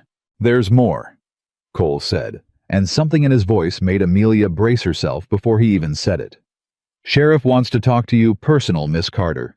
Says there's a witness claims he saw you near the prosecutor's office the night of the break-in." The words landed like a slap. "That's impossible.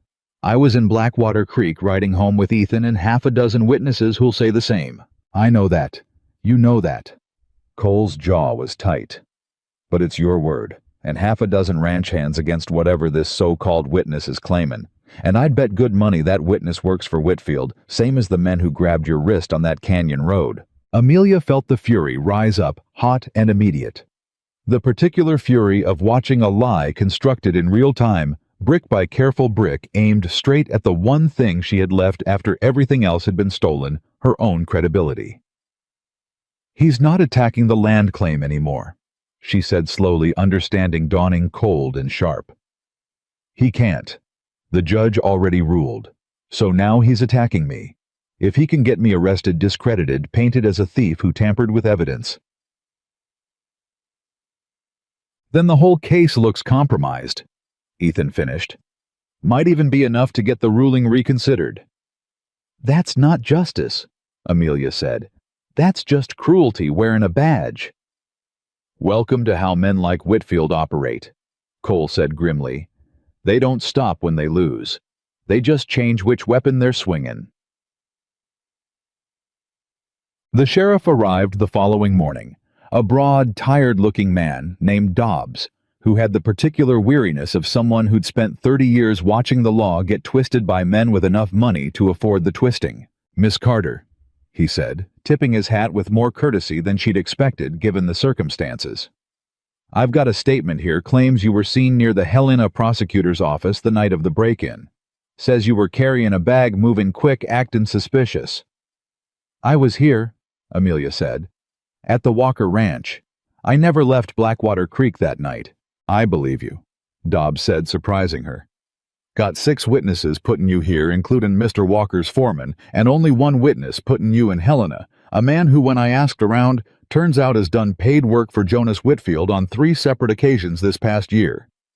He tucked the statement back into his coat. I'm not in the business of arresting a woman on the word of a man with that kind of connection, Miss Carter, but I need you to understand something. What's that? Whitfield's scared, Dobbs said. Man like that don't manufacture a false witness unless he's running out of real options, which means he's getting desperate, and desperate men do reckless things. His eyes moved to Ethan. You two should watch yourselves close, both of you. We intend to, Ethan said. Dobbs nodded, tipped his hat again, and rode off, and Amelia let out a breath she felt like she'd been holding since Cole first mentioned the sheriff's visit. He believed me. She said something like disbelief in her voice. A lawman actually believed me over Whitfield's money. Not every man in this territory's for sale, Ethan said. Just the loud ones. She almost laughed, the tension in her chest cracking just slightly, and for a moment, standing in the ranch yard with the scorched barn behind them and the morning sun warm overhead, it almost felt like they might actually be winning. That feeling lasted exactly 4 days. While it was Mrs. Dawes who brought the news riding out from Willow Ridge herself, rather than trusting it to a letter, her face pale, and her hands still shaking as she climbed down from her borrowed horse. Miss Carter, she said, breathless. You need to hear this from someone who cares about you before you hear it from someone who doesn't.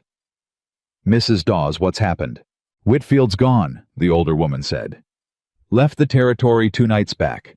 Cleared out his accounts, sold what property he could sell fast, and vanished before the prosecutor could even file charges. Amelia felt something complicated rise in her chest. Relief tangled tight with a fury that had nowhere left to land. He's just gone. After everything he did. That's not all, Mrs. Dawes said, glancing nervously at Ethan. Before he left, he went to the town council, filed a formal complaint against the land grant ruling, claiming the whole hearing was rigged on account of your personal relationship with Mr. Walker influencing the judge's sympathies. Her face reddened with second-hand embarrassment. Said the 2 of you conspired together to forge evidence against him, matter of fact. Council's calling a public meeting to discuss it, day after tomorrow. Amelia stood very still, feeling the ground she'd only just started to trust beneath her feet begin to shift again. He's running, Ethan said slowly, working through it. But he's making sure he leaves a mess behind him big enough that we're too busy cleaning it up to chase him. Can he even do that? Amelia asked. File a complaint and then just disappear. Doesn't matter if he can make it stick, Ethan said grimly. Matters if he can make people believe it long enough to do damage. Man spent his whole life understanding that truth moves slow and rumor moves fast. He's betting the rumor gets to town before the truth does. Then we get there first, Amelia said, old steel snapping back into her spine. We go to that meeting, and we tell the truth before anyone else gets a chance to twist it.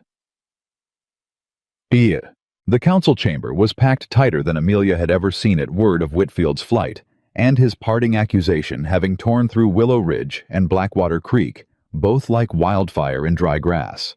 Garrett sat at the head of the council table, flanked by the same men who'd questioned Amelia's fitness weeks before, and the room's mood felt thick with the particular hunger crowds got when they smelled scandal rather than justice. "Miss Carter," Garrett began without much preamble, "serious allegations have been made regarding the conduct of your land dispute hearing.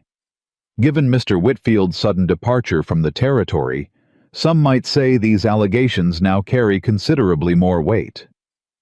"Some might say," Amelia replied, standing tall, despite every eye in the room fixed on her, "that a man fleeing in the night ahead of criminal charges is not exactly a reliable source for anything except his own guilt." A murmur rippled through the crowd, some agreement, more uncertainty. "He claims," Garrett pressed, "that your relationship with Mr. Walker compromised the objectivity of the proceedings, that the judge was swayed by sympathy rather than fact." "The judge was swayed," Amelia said, voice ringing clear across the chamber, "by a notarized land grant filed 20 years ago by a bank manager who confessed under oath that a forged signature was used to steal my father's property, and by a man named Hargrove, who traveled here of his own free will to testify that Whitfield burned his barn and stole his land 2 years before I ever met Ethan Walker." She let that settle. "Mr. Whitfield isn't accusing me of corrupting justice. He's accusing me of surviving him." The murmur grew louder, shifting now, tilting. "And as for my relationship with Mr. Walker," Amelia continued, and felt Ethan's eyes on her from where he stood near the back of the room, steady and unwavering. "I won't apologize for it, and I won't pretend it doesn't exist to make this council more comfortable.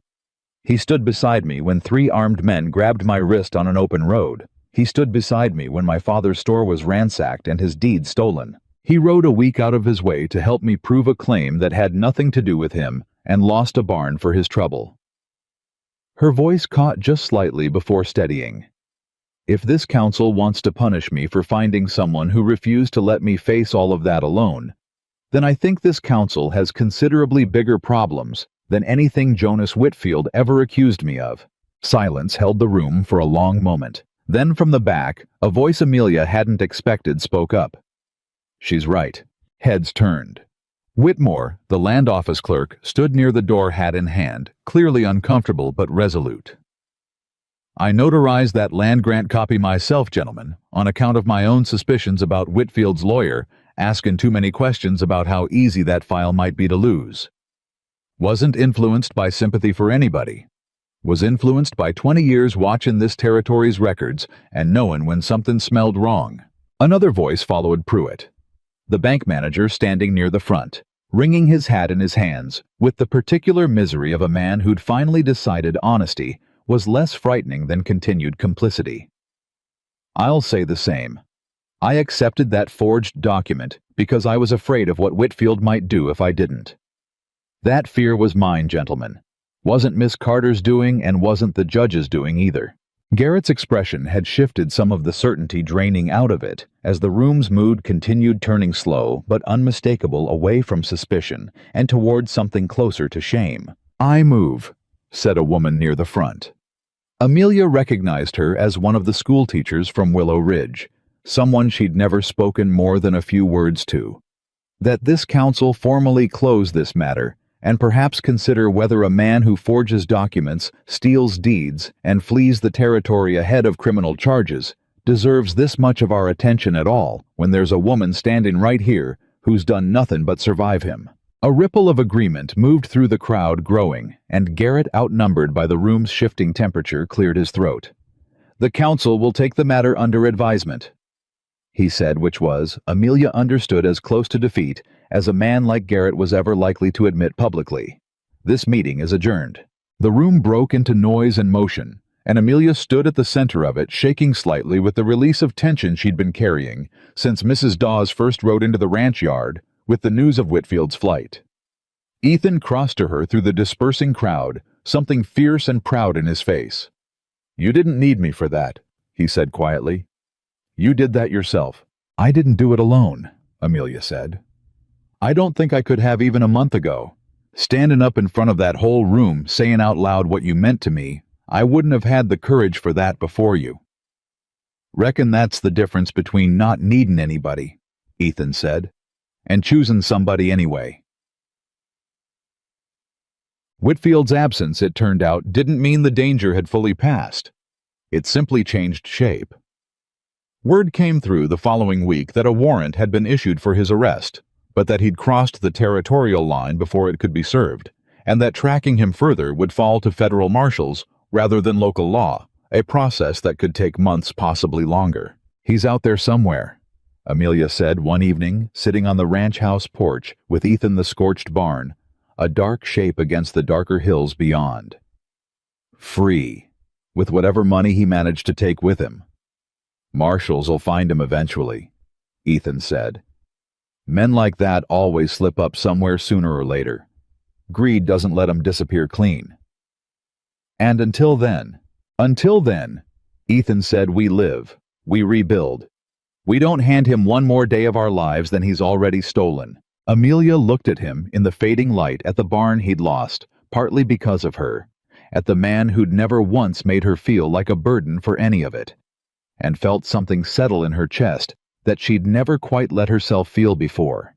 Not just gratitude, not just affection, but something steadier, something that felt like the beginning of a life rather than the aftermath of a crisis. "I've been thinking," she said slowly, "about the trading post." "What about it?" "Willow Ridge needs it rebuilt. Not just for me, for the whole town. My father spent 20 years making that store into something the community relied on, and I don't want Whitfield's cruelty to be the last chapter of what that place stood for." She hesitated. "But I keep thinking about what it would mean to run it from here, from Blackwater Creek, riding back and forth, splitting myself between two places."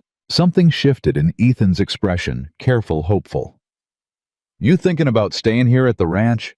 "I'm thinking," Amelia said, "that I don't want to imagine a version of my life anymore that doesn't have you in the middle of it.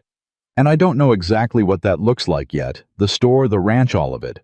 But I know I don't want to figure it out alone." Ethan was quiet for a long moment, and when he reached for her hand, his own was less than steady, which surprised her more than almost anything else he'd done since that first afternoon on the canyon road. "Amelia," he said, "I've been carrying something around in my coat pocket for the better part of a week now, waiting for a moment that felt right, and I'm starting to understand there's never going to be a moment that isn't complicated given everything we've been through together. So I reckon this one's as good as any." Her breath caught as he shifted, reaching into his coat, and produced a small ring. Simple, unadorned, clearly not new. Clearly carrying some weight of history she didn't yet understand. "This was my mother's," he said quietly. "Kept it packed away since she passed. Never figured I'd have reason to take it back out." He held it carefully, like it might break, though Amelia suspected the fragility he was handling had less to do with the ring itself and more to do with the moment surrounding it. "I know we've known each other a matter of weeks, not years. I know most folks would say that's too fast, too sudden, too much to trust after everything we've survived together in such a short stretch of time." "Ethan, let me finish," he said, gentle but urgent, "before I lose my nerve." He met her eyes steady, despite the tremor in his hands. "I spent 8 years after Sarah died, convincing myself that a quiet life, a life with no risk of that kind of loss again, was enough. And then you showed up on that canyon road refusing to be saved, and every single thing I'd convinced myself of came apart in about the time it took you to tell me you weren't like other women." His thumb brushed over the ring once, like a small prayer. "I don't want a quiet life anymore, Amelia. I want the life where you're in it, loud, stubborn, brilliant, impossible to have talked out of anything you've set your mind to. I want to build something with you, not survive something beside you. Will you marry me?" Amelia felt tears rise before she could stop them, and for once she didn't try. "Yes," she said, the word coming out on a broken, joyful breath. "Yes, Ethan, of course yes." He slid the ring onto her finger with hands that weren't quite steady, and Amelia laughed through her tears, disbelieving, overwhelmed, more purely happy than she could remember being in longer than she wanted to admit. "I'm not like other women," she said, half laughing, echoing the words that had started everything. "No, Ethan agreed, pulling her close, his forehead resting against hers. You're not. And that's exactly why you need me, she finished for him, smiling against his mouth just before he kissed her. I know. You've told me before. Gonna keep telling you, he murmured. For the rest of my life, if you'll let me. News of the engagement moved through Blackwater Creek and Willow Ridge with considerably more warmth than the rumors Whitfield had left behind. And Amelia found herself in the weeks that followed discovering something she'd never quite expected. That being different, being outspoken, being exactly herself, without apology, hadn't cost her the community's respect after everything. If anything, it had earned something deeper than respect. It had earned belonging. Mrs. Dawes helped organize a small gathering to celebrate the news, and half the town showed up, including several of the very people who'd once whispered about her behind careful hands.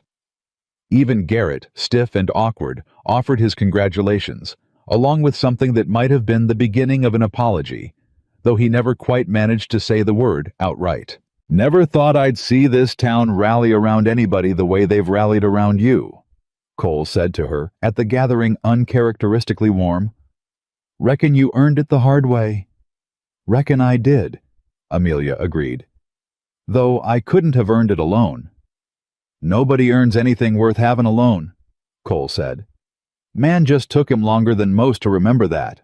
She found Ethan across the yard laughing at something one of the ranch hands had said, and felt watching him a wave of gratitude so complete it nearly stole her breath, not just for him, but for the whole unlikely hard-won shape her life had taken since a wagon wheel cracked on a canyon road and changed absolutely everything. The rebuilding of the trading post began that same month, funded partly by Amelia's own savings, and partly to her surprise, by a collection quietly organized by townspeople who decided in the aftermath of everything that Carter's trading post belonged to Willow Ridge as much as it belonged to her.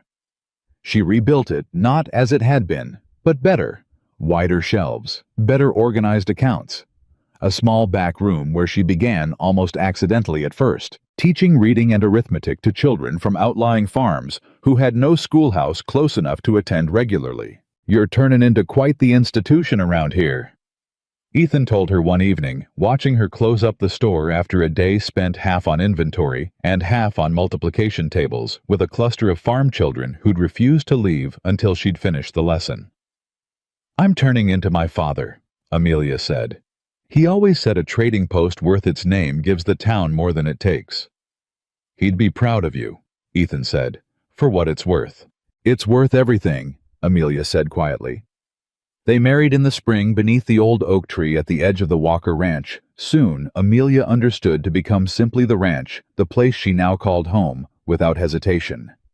It was a small ceremony, unpretentious, exactly the way both of them wanted it, though half the town showed up anyway, drawn by an affection for the story itself, as much as for the two people at the center of it. Word arrived months later that Whitfield had finally been apprehended in a territory 2 states over, attempting to run the same fraud against a different landowner using a different name, and that this time there would be no fleeing ahead of the charges.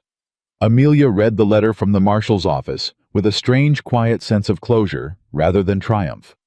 The fight was truly over now, not just paused, and she found she could set it down entirely, without the old vigilance that had shadowed even her happiest weeks since the engagement. It's finished, she said to Ethan, setting the letter down on the kitchen table.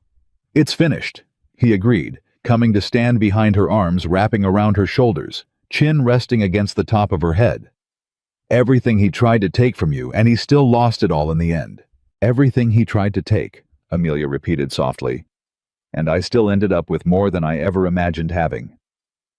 She turned in his arms to face him. A husband, a home, a store that means something to this whole town, not just to me. Children who show up wanting to learn, even when I haven't asked them to. She smiled, a little disbelieving, still even now. I spent so many years believing that being different meant being alone. That the two things came as a set, and there wasn't any way to have one without the other. And now? Now I think, Amelia said, that being different was never the problem. I just hadn't found the person yet who understood that it was never something that needed fixing. Ethan's mouth curved warm and certain. Found him now, though. Found him now.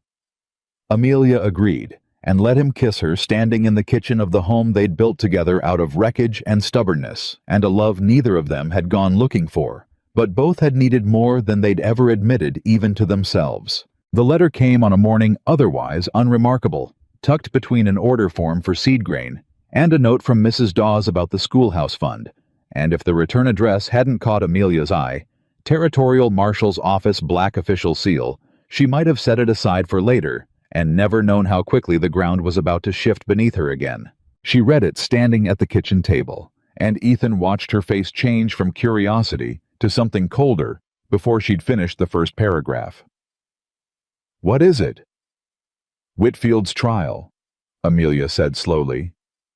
"It's been moved up. 2 weeks from now in the Territorial Court at Helena." She looked up at him. "And they need witnesses. All of us. Whitmore, Pruitt, Hargrove, and me." "That's good, isn't it? Means the case is finally moving. There's more." Amelia's hand tightened on the paper. His lawyers arguing the original hearing was compromised.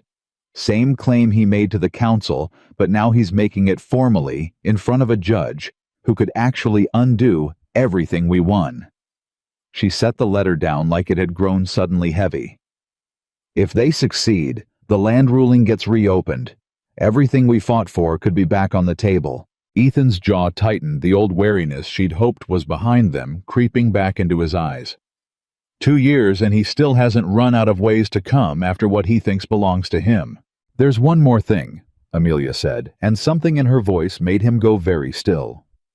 "Marshall's note says there've been threats made against 2 of the witnesses already. Somebody broke into Whitmore's office in Helena last week. Nothing taken.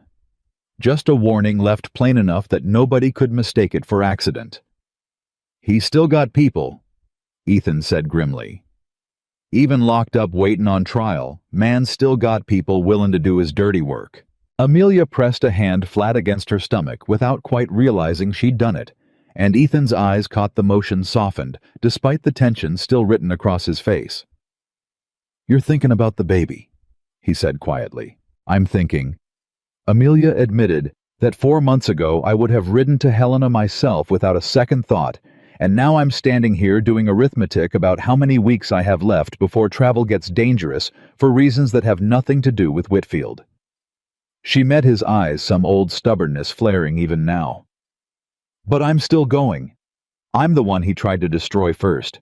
If anybody testifies to what that man did, it needs to be me." "Amelia, don't," she said, gentle but immovable. "Don't tell me to stay home and let you handle it. We've been past that particular fight since a canyon road 2 years ago, and I'm not interested in relitigating it now." Ethan studied her for a long moment, and something in his face softened into the particular exasperated affection she'd come to know so well. "Wasn't going to tell you to stay home," he said. "Was going to tell you we ride slower this time, and that Cole rides with us the whole way armed whether you think you need the escort or not." Amelia's mouth curved despite the tension still coiled tight in her chest. "That I can agree to." "Ma'am." They left within the week, a slower pace than either of them would have preferred, but a necessary one. Cole and 2 ranch hands riding close escort the entire distance. Amelia felt every mile of the journey differently than she had 2 years before. More careful, more aware of her own body, but no less determined, the old fire banked but never extinguished. It was on the 3rd night, camped along the familiar stretch of road that had once seen Whitfield's men grab her by the wrist, that trouble found them again. Amelia woke to Cole's low, urgent whisper cutting through the dark. "Riders, coming in slow, trying not to be heard." Ethan was already moving rifle in hand, positioning himself between Amelia and the tree line before she'd fully processed the words. "How many?" "Countin' at least 4, Cole murmured. "Could be more in the dark." Amelia's heart hammered old fear rising fast and familiar, but underneath it now sat something steadier, 2 years of surviving. Worse of learning that fear didn't have to mean helplessness.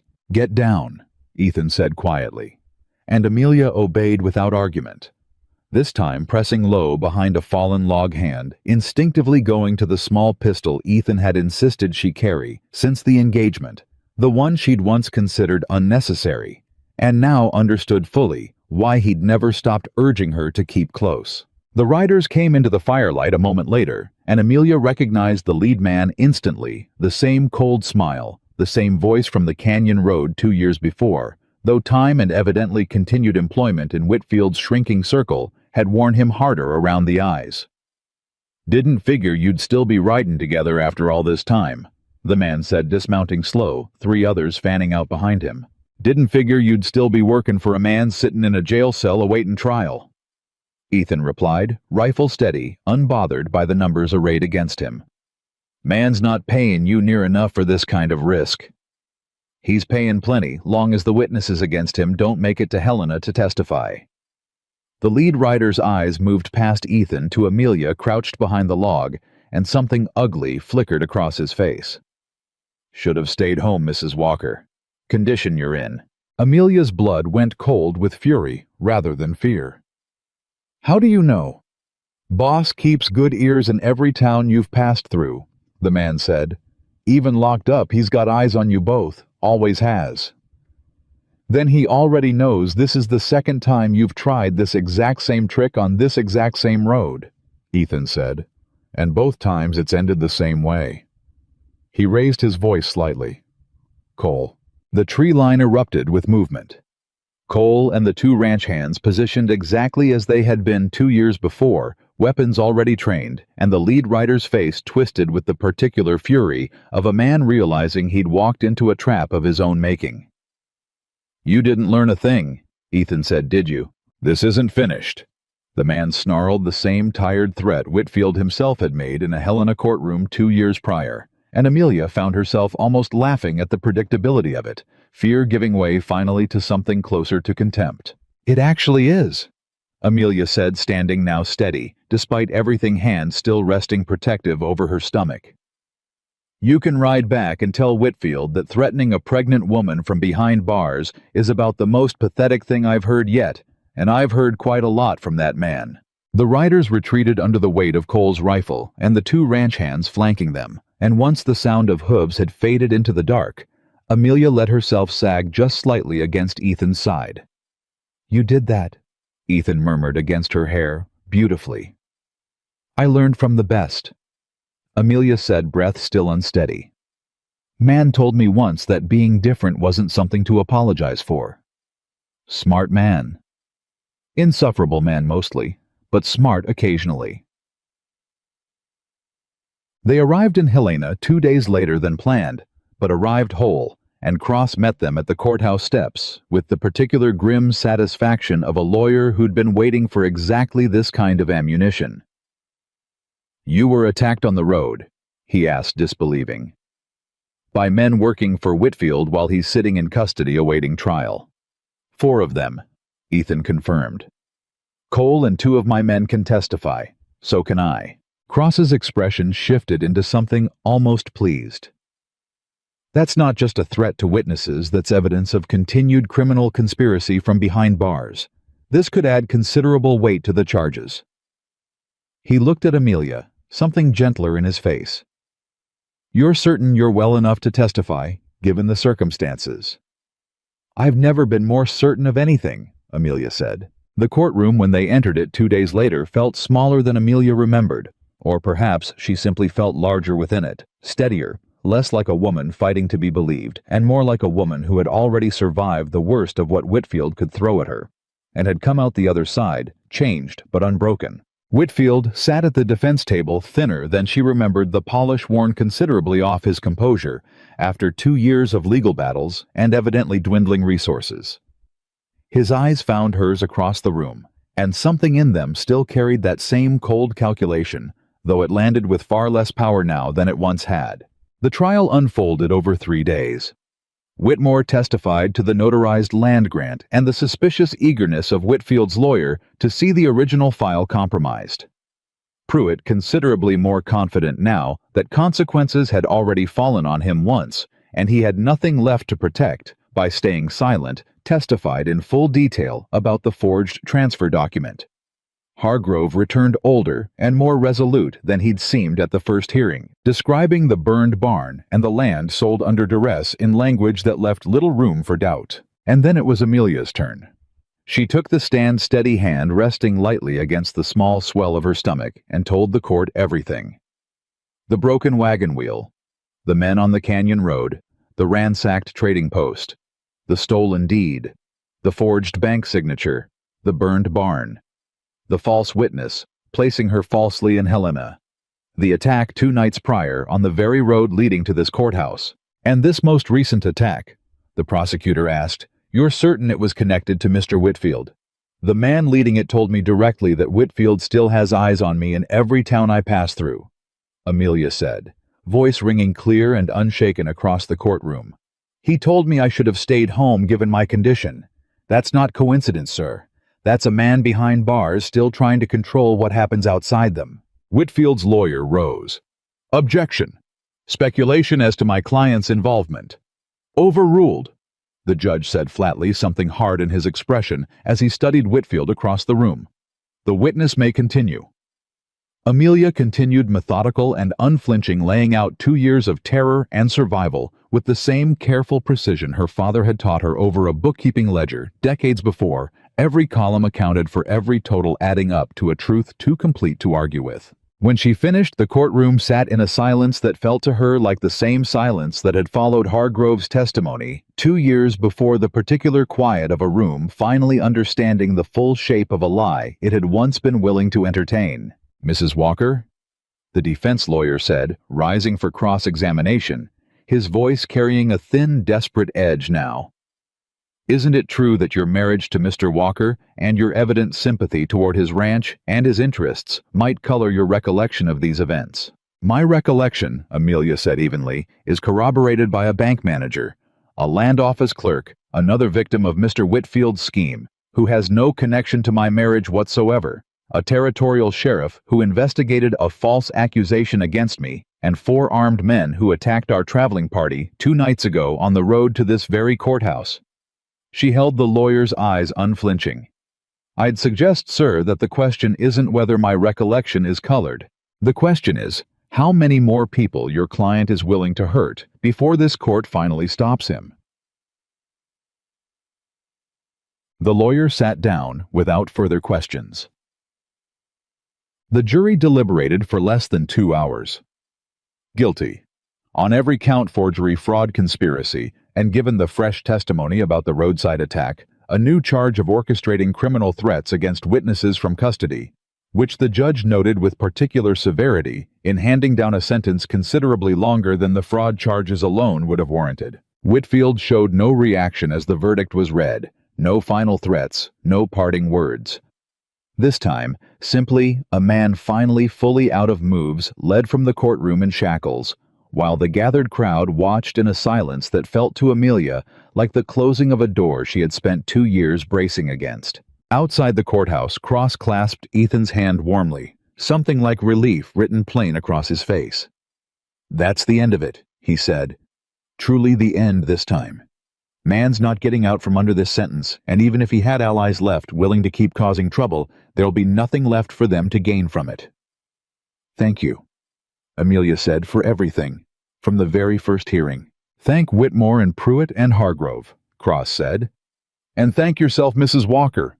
Most people would have folded a dozen times over facing what you faced. You never once did." Amelia found Ethan's hand and held it tight, feeling something settle in her chest that felt for the first time in 2 years genuinely and completely like peace. "It's over," she said, half disbelieving even now. "Really over. Really over." Ethan confirmed, pulling her close despite the crowd still filtering out of the courthouse around them. "No more looking over our shoulders. No more waiting for the next telegram." He rested a hand gently over the curve of her stomach. "Just us. And whoever this little one turns out to be." "I have a feeling," Amelia said, laughing through sudden tears, "he's going to be as stubborn as both of us combined." "God help us all," Ethan said, and kissed her right there on the courthouse steps. careless of who might be watching, because for the first time since a wagon wheel had cracked on a canyon road, there was nothing left to fear in being seen.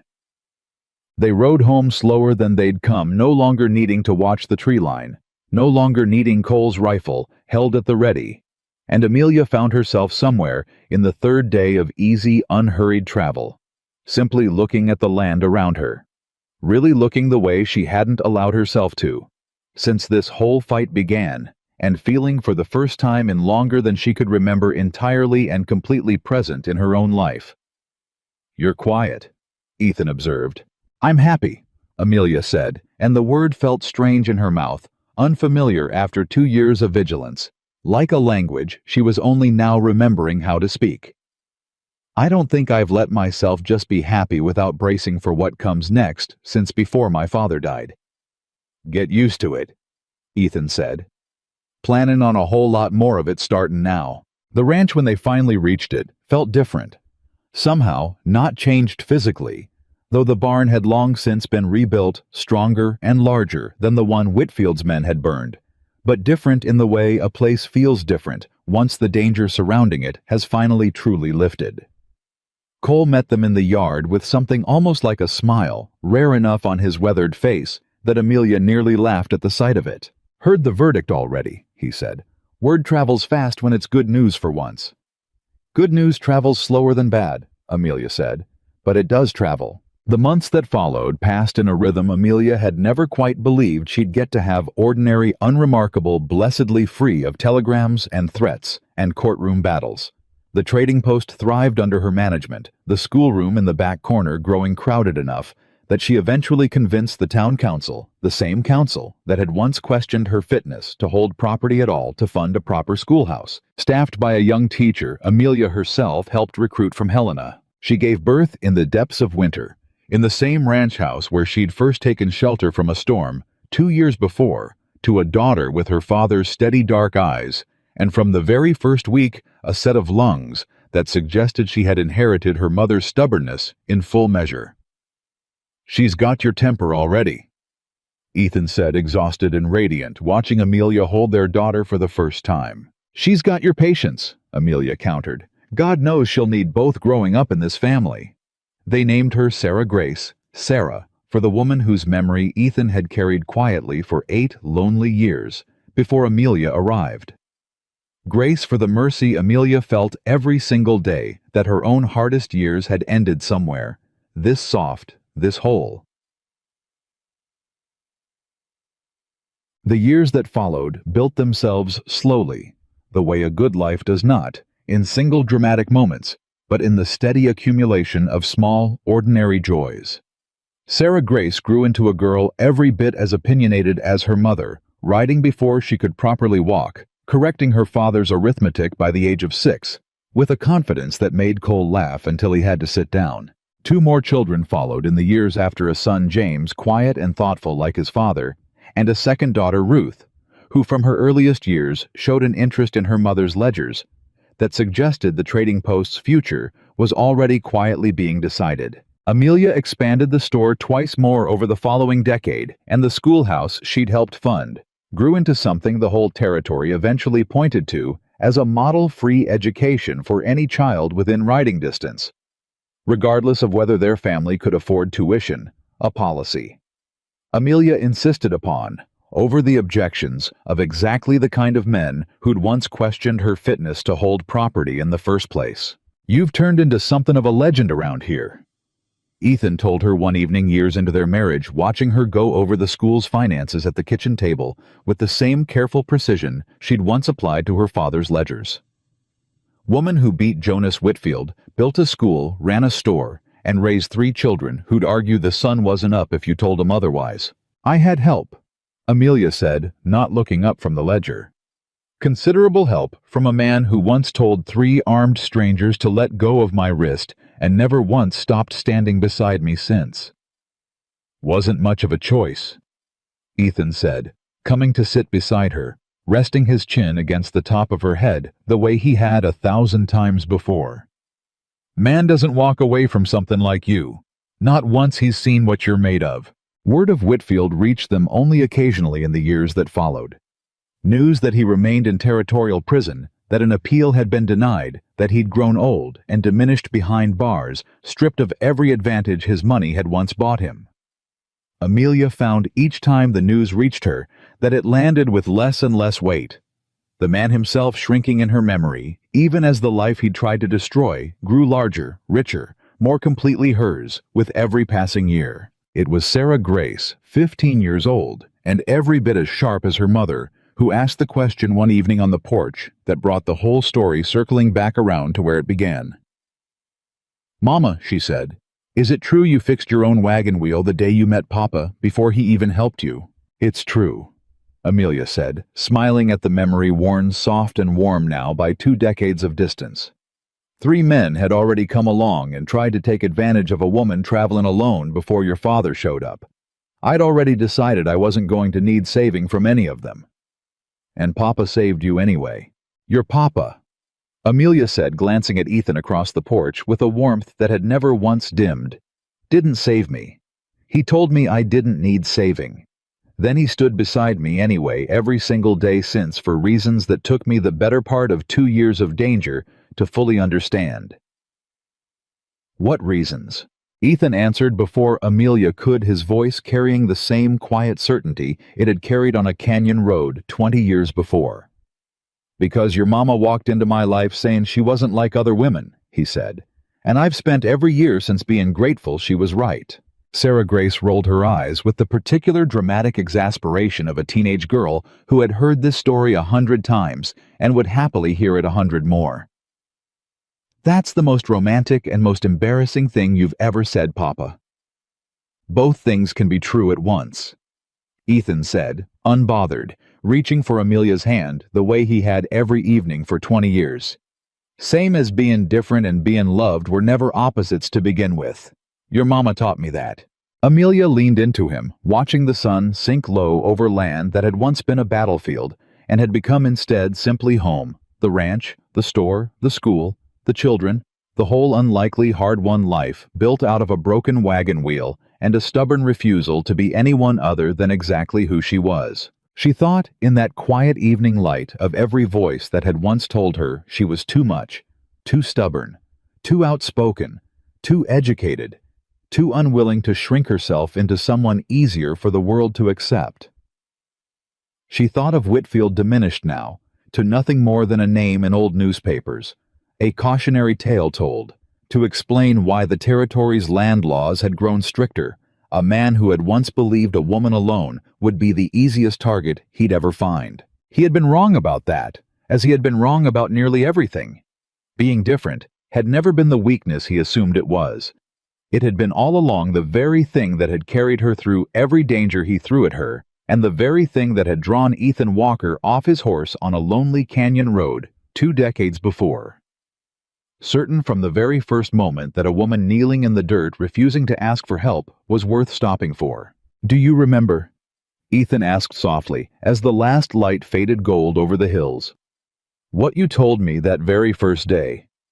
"I told you I wasn't like other women," Amelia said, smiling.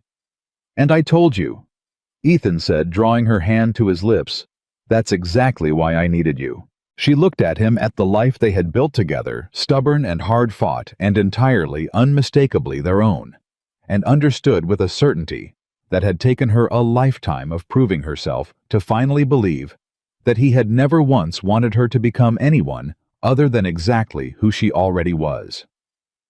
The rarest kind of love was never about finding someone who completed you. It was finding someone who looked at every difference the world had once called a flaw and saw instead a reason worth staying for.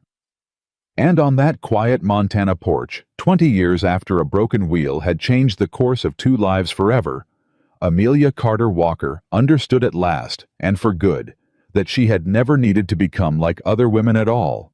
She had only ever needed to become fully and without apology herself.